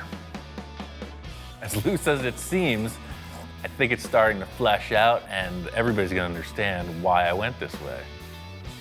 The idea here is to just get these two fenders pretty close, get a good representation. You can see the rear of the car is fleshing out. It looks pretty freaking massive. Super wide, super low. I can't wait to show Victor.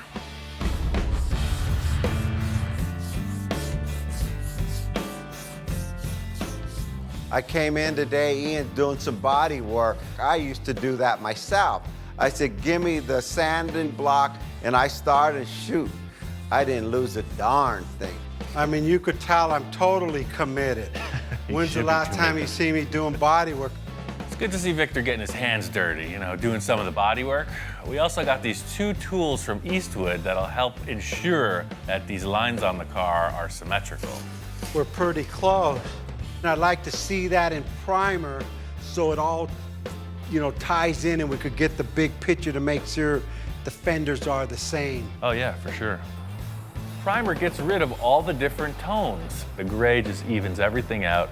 It's the best way to look at something in progress. It's like nothing I've ever seen before. Flattening it out one tone, you can really see the shapes. A little refining on the driver's side, but I mean, that's a freaking massive rear end. How much more work do you need to make a mold? You need it finished, right? Oh yeah, the better we make the model, the better the mold comes out. We could either turn the car around, start on the front, or if there's anything else you want to change back there, I'd say it's a perfect time to do it. Now it's like a whole bunch of like bumper back there or body. It's like nothing but rear end showing. I need just one thing to soften that up, and it's got to be massive. We need to do some kind of crazy exhaust, right? Well, I mean, whatever you're thinking, you know, we've done a pretty substantial rearrangement in the back end so far. Everything here is really starting to come together, but I think the one big thing is going to be the exhaust that sets this rear end apart from anything you look at.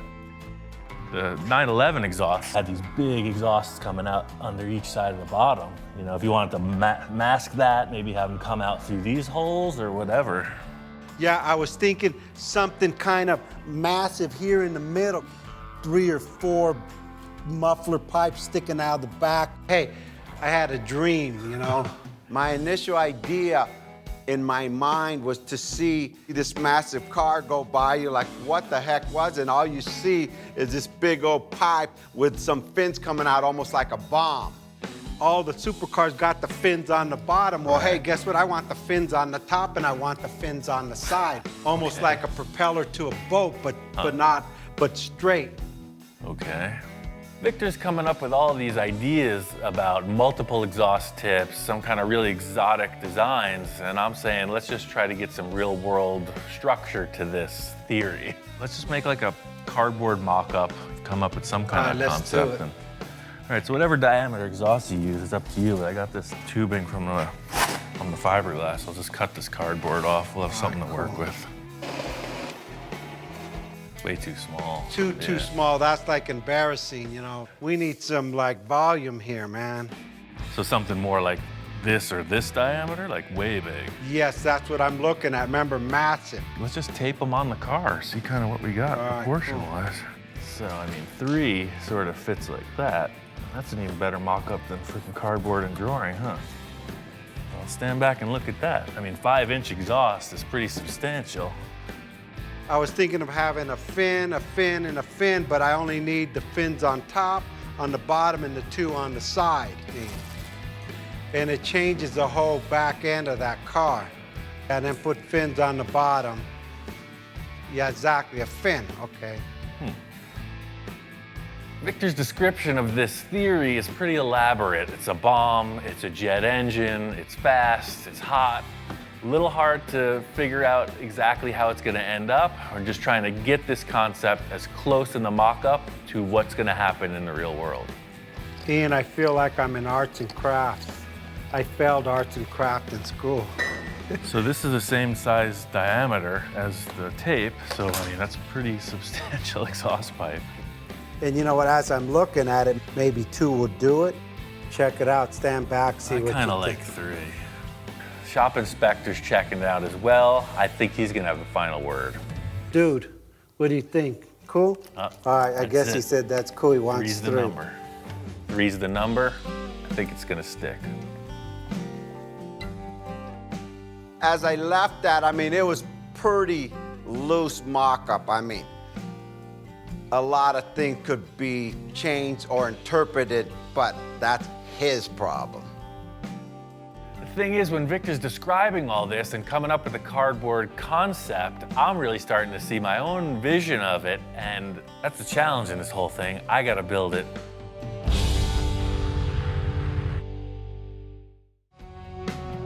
Hands down, this is a pretty loose mock-up. Victor and I decided on 3 exhaust ports with a series of fins. The rest is kind of up to me. So I got a bunch of scrap stuff from the metal supply. This is aluminum plate. It's half-inch thick. They just had all these squares in the remnants pile and a bunch of these cylinders. All I had to go off was this cardboard template and a couple rolls of tape, so you could see it's pretty darn near that. So these fins will be set up kind of crosshair style at 90-degree intervals, and then they'll all screw together. In a perfect world, I would have a lathe and a mill. I would probably set this in the mill on the slider deal and have lines perfectly parallel with each other. But I don't have a mill.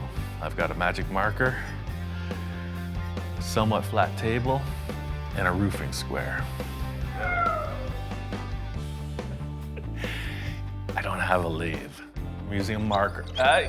Hey, a marker on the table is gonna be fine. Stick with me. One thing I'll concede to is the fact that the design and development of this piece is a little unorthodox, but that's just business as usual around here.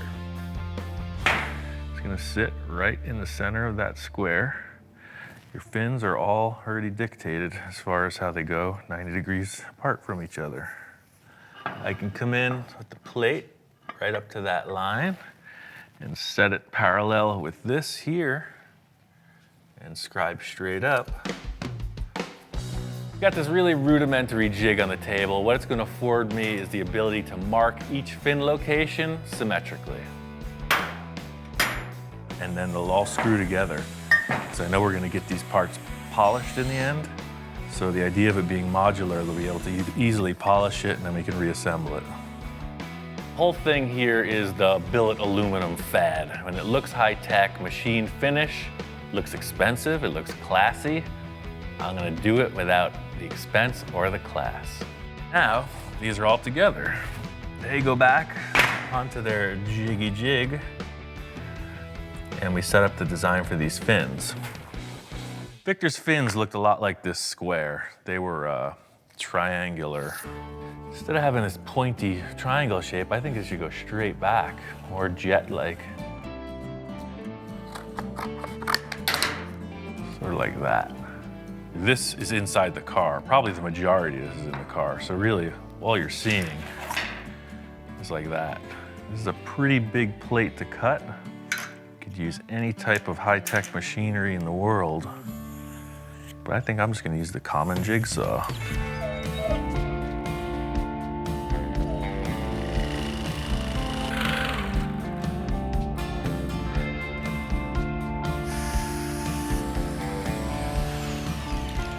Yeah.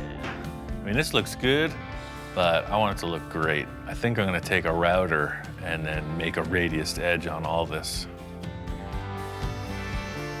The dog's head is spinning. I don't think he's convinced for one iota that this is gonna work. Hey, not too bad for a couple carpentry tools, huh? What do you think? That edge looks so cool. I'm gonna do the same to these tubes.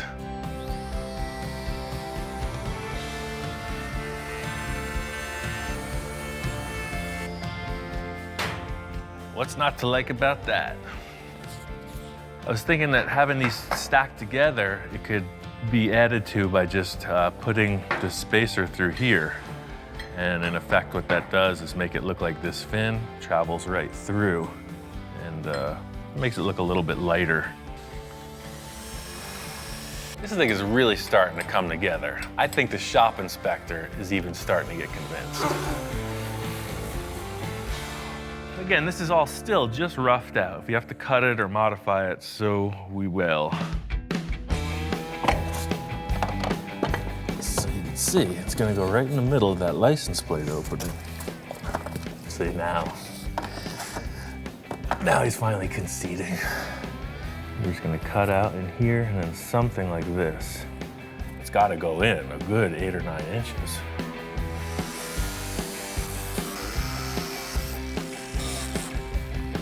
Aha! So the whole concept is these being the stock exhausts, we're gonna want something a little rowdier sounding, but we'll be able to work within the parameters of the stock exhaust setup, aiming right through here.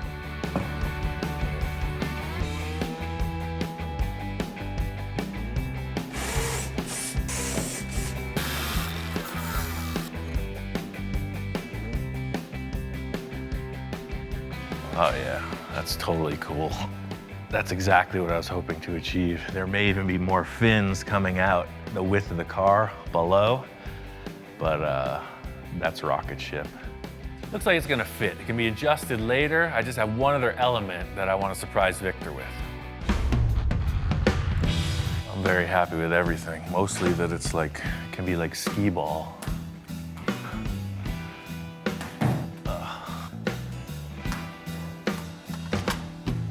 Ian, how's it going? Hey man, got that exhaust mocked up. That's rad, man. After I open the door, I look straight to the car.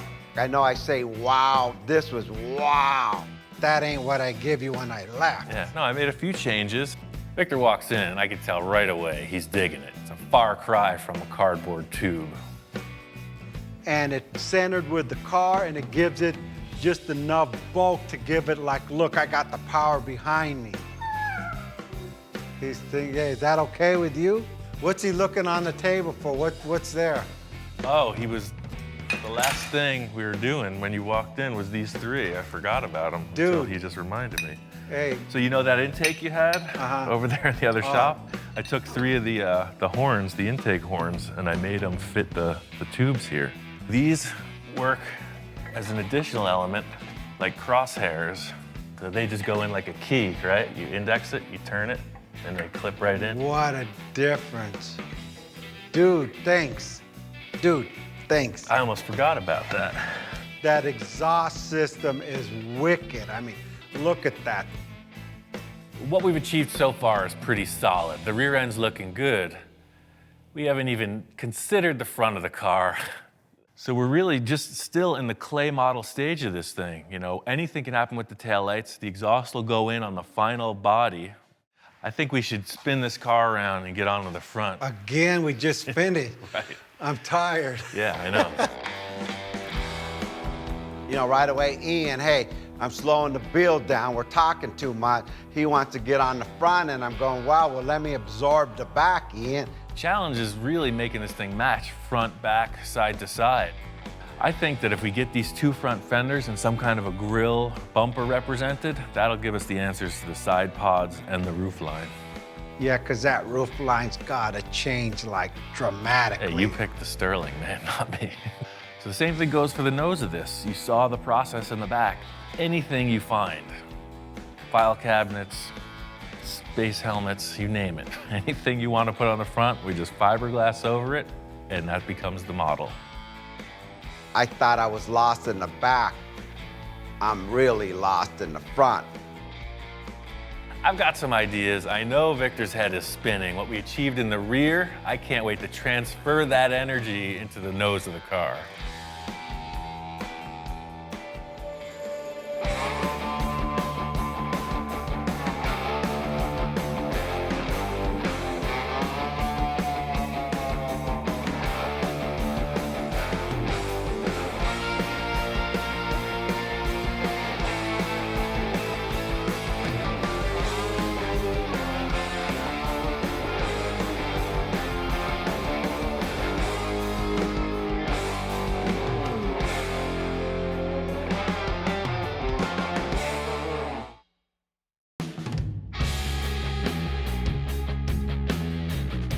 friend Victor called me up about another development on a recent car project we had.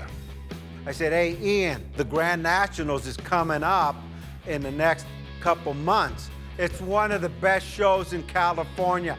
We need to get the T-Bird in there. He says, yeah, that's a good idea. Let's do that. Victor's been a client for a long time. We made this bubble top T-Bird show car thing, full custom body, skirted wheels, hydraulic opening, clear plastic bubble top, just crazy, futuristic show car. Once I started thinking about Grand Nationals, I said, hey, we need to change the look of this car slightly. So I said, hey, Ian, do you mind if we blow another bubble? His eyes like lit up and go, I don't know if it was a sign of happiness or a sign of, oh shoot, what's this guy get me into this time? Trying to create this clear plastic bubble top was a crazy ride. We figured it out, very grassroots in how to accomplish this. Had a couple failures, a lot of research and development. The way that we have set up, it's very limited sight inside the oven. Until the thing cools off, you never know how it's gonna stay in shape. It's sort of a Wild West shootout trying to figure out when to turn the heat off, when to raise the lid, and you never know what you get till you take the box and open it. The one we want to blow has got to be into proportion with what that car really is. It's a spaceship coming down to Earth.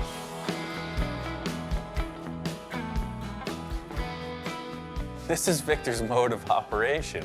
He just does this with all of his cars. It seems like he just continually refines these vehicles until maybe he's happy and then refines them again. I know the car's going to get a lot of attention because it's unusual. They're going to go, why would this man do this to this car? And I'll just say, hey, well, Ian told me to do it. I'm really excited to get this thing to the level where he wants to show it. And hey, what's not to like about an awesome car show? I get over to Victor's and he's got the whole T-Bird torn apart. It's taken back down to primer and it's like Groundhog Day. It's like I'm revisiting ground we've already covered. Just like all my projects, I'm my worst critic. I mean, everyone thinks it's done, and I'll say it's done, but in my mind, what if?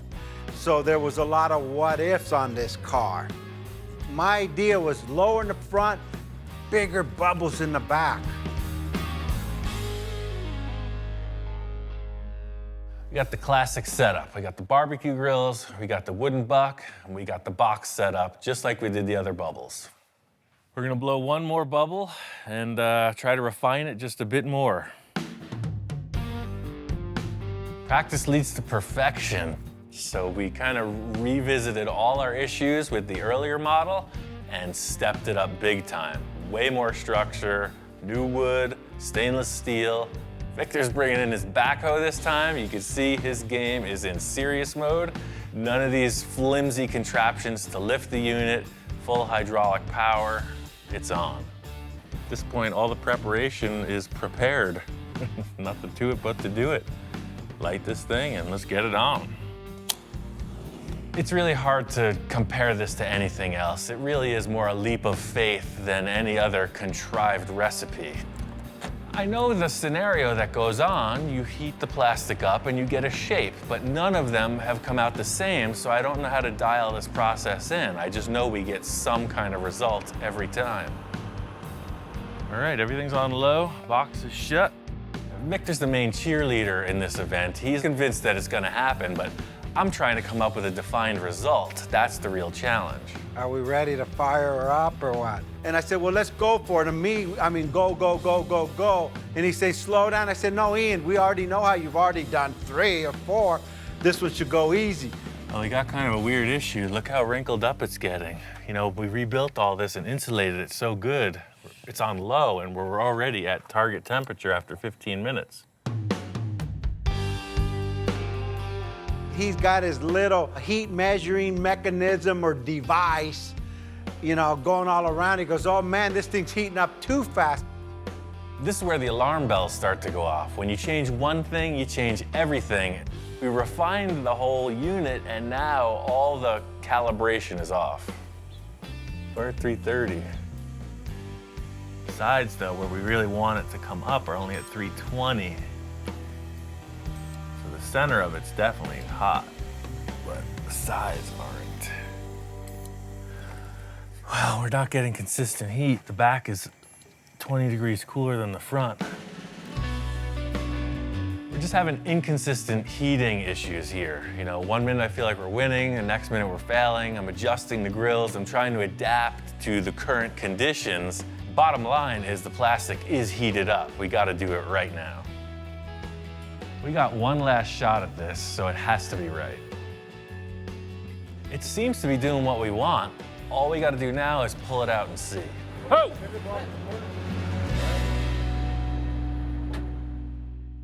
Captain, did we get it? We maximized our potential. Just leaving it up here for a few. I'm gonna let this thing cool down. It's good. It just the top bubble needs to go in just a little. You want it to be a little bit smaller? Yeah, a little bit smaller on the top bubble. Everything looks good. Victor is looking it over. He wants the front of the bubble to be a little bit smaller, so I gotta let some air out of it. Yeah, I think it's about there. We pull it out of the oven, and in looking it over, as time passes, it's deflated. We lost all that definition, man. Let's try to blow it up again. It all went away. I took a shot, tried to add more air to it, but it's already hardened. It's not blowing back up. Ah, man, we didn't get it. It's off the buck. There's no more shape in the back. I think it's a loss. We get the bubble out of the oven, and it's not only deflated where he wanted it to, but it deflated where we don't want it to. And at this point, you know, I just look over at Ian and I didn't know if there's anything more he could do to save this bubble. It's cooling off at a rapid rate. Last-ditch effort. The only thing I can come up with is put it back in the oven. Try to reheat it, try to save it. Ian said, turn the barbecue grills back on. We're gonna reheat this thing and inflate it again. I know this is our last try at this. It's our last sheet of acrylic. I'm not giving up. We gotta get this.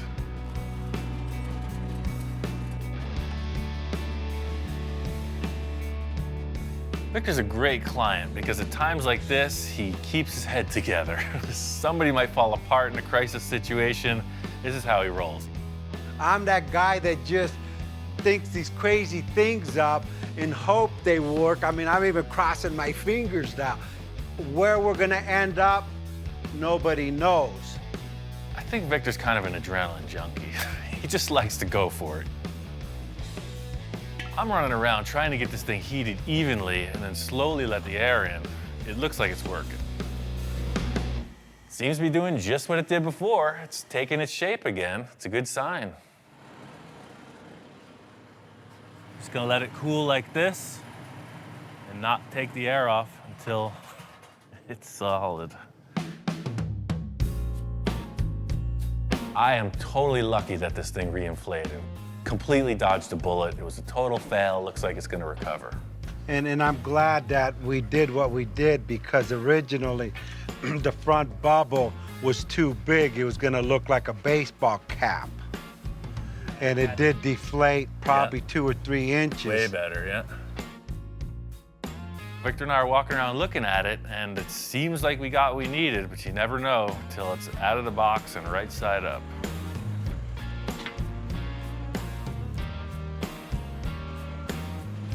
Victor's got his measuring tape, getting all science on it. I'm not gonna be convinced till we see it on the car. It's like, what the hell is that? Hey, it's some kind of cocoon alien being coming down to Earth to visit Trump. Just like with the setup, there's a lot of tear down.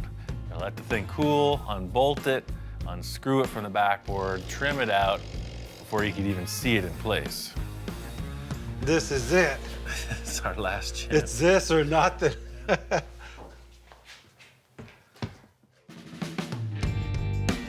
We go and put it on top of the car. No one says nothing. It's like I didn't want to look at him. He didn't want to look at me.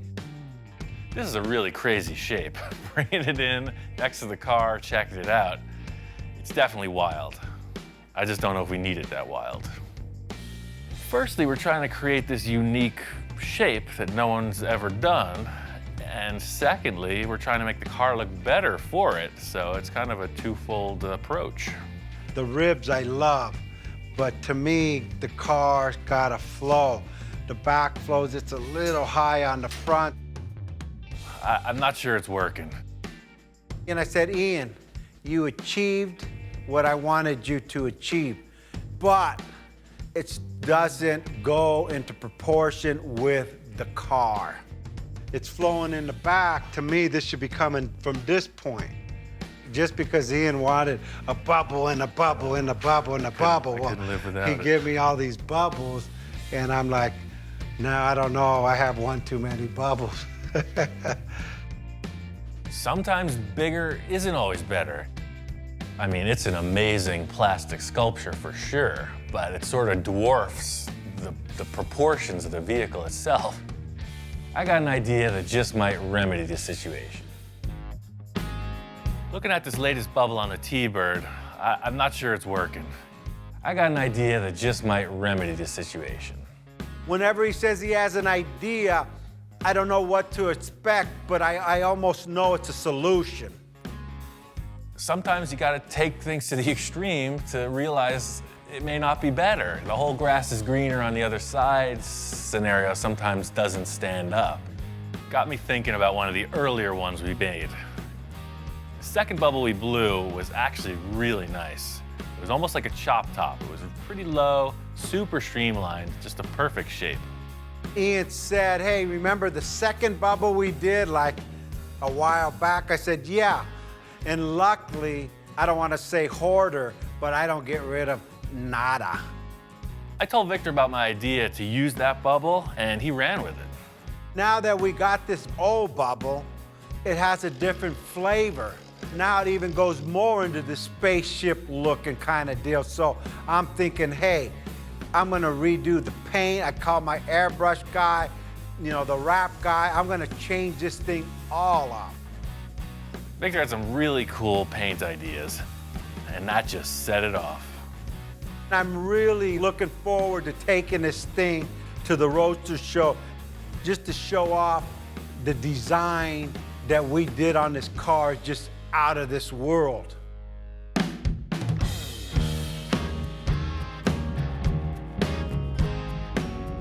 It's a 3-day event. Victor's gonna get here over the weekend. I wanted to get here right off the bat. As soon as the doors open, before it gets too crowded, I wanted to check this car out.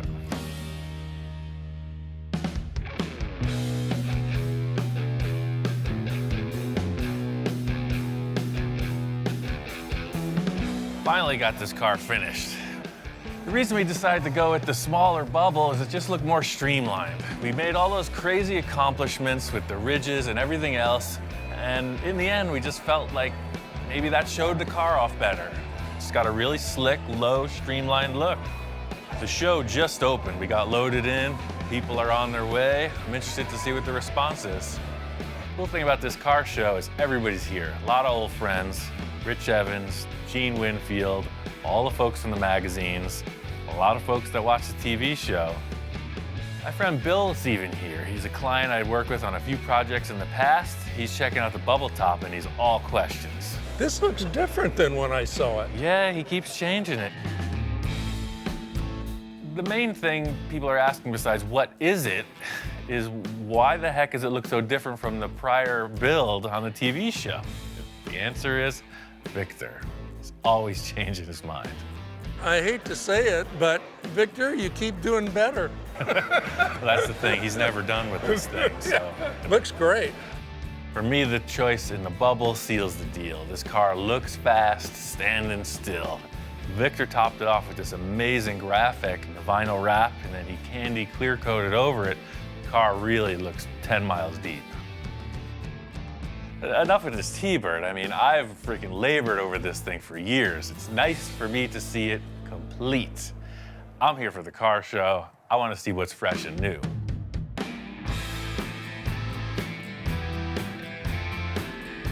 There's every different style of car here, the one thing in common is that they're all super refined. This is a top-notch event. Gotta check out the lowriders. This is where it's happening. I'm just always fascinated with the paint jobs on these cars. The hours they just spend on a paint job, it's like it takes as long to build a car as it does to paint it.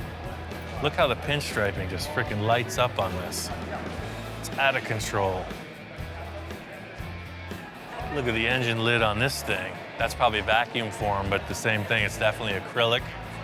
Early blown VW engine. That's freaking epic. It's like a bubble top for the engine. There's tons of 50s cars here. You know, that's when the scene was really in its heyday. So the Tri-5 Chevy exhibit is in this building, and you can see they got them dialed in. In a room full of Tri-5 Chevys, guess which one I'm looking at? Oh yes, this is my pick.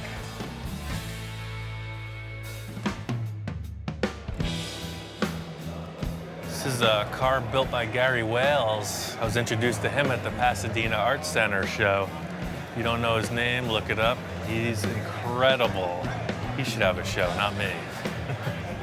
Built these giant vehicles out of antique truck parts. He builds hot rods out of super nice, like Rolls-Royce parts. Just incredible craftsman. When I grow up, I want to be just like him.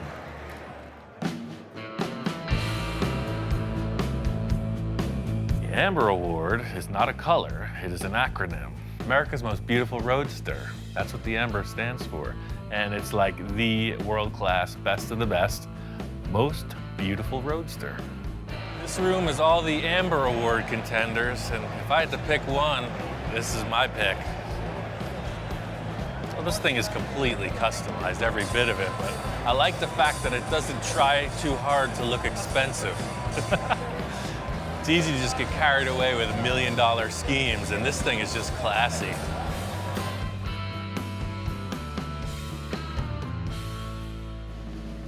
This is what we need more of. Walking around the show, I mean, there's a lot of nice stuff. It's also pretty predictable. I walk up on this one thing and I don't even know how to react. I've never seen anything like it. Whoever built this car is my hero. It's got a bar, it's got a telephone, it's got a chauffeur seat. This is the epitome of pimp styling. This makes me want to dress in a white tuxedo and entertain the ladies. What were they thinking? I need to know what they were thinking when they made this. This is one of those crazy 1960s concept cars. This is from the World of Wheels car show circuit, so it was really just like crazy stuff to get people in the door. So you see this thing on a poster and everybody wants to go to the show. The company that's doing all these restorations is Galpin Autosports. They have a whole showroom. It's like a giant museum of awesomeness.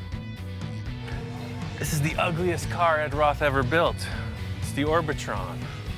From concept to completion, it changed somewhere, and now it's iconic, fully restored, kind of the missing link in the Roth series. This show is off the hook, top-notch stuff. Pink Panther car made my day. My job is done here. Victor told me to meet him at the shop. He's driving it. And seeing this car in the sunlight, it freaking pops. This thing looks even better in the sun, man. Wow. You don't get it in the building, you know? The freaking thing lights up. It runs pretty good too. I almost got in 3 accidents coming home. I knew I shouldn't have drove it. Check it out. Here's our placing. He said you won an award. Wow. Yeah, we What the won. heck, first place?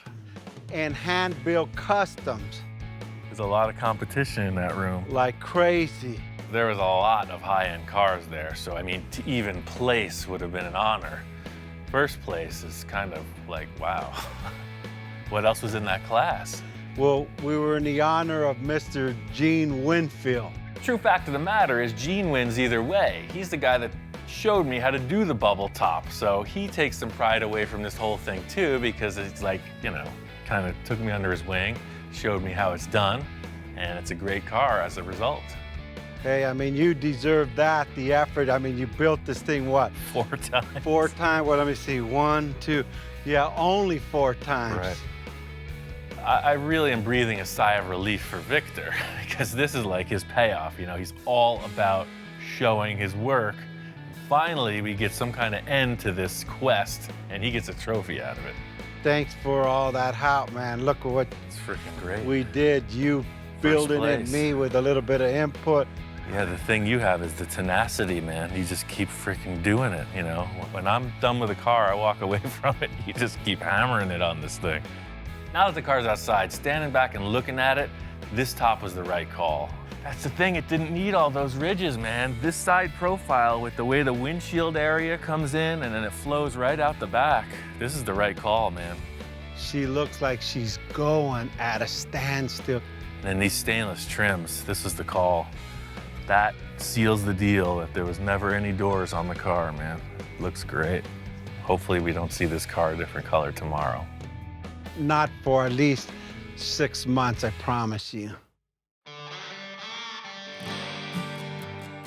That's the big thing about car shows. You get all charged up. You see everybody throwing their ideas out on display, and it just gets me thinking about the next project. I want to get something going to top everything we've done ever for the next stuff. I mean, this car is pretty far out there, man. How are we going to top it? Well, Ian, we got this far. You won first play. All the little stuff we changed on it through its evolution. Now what?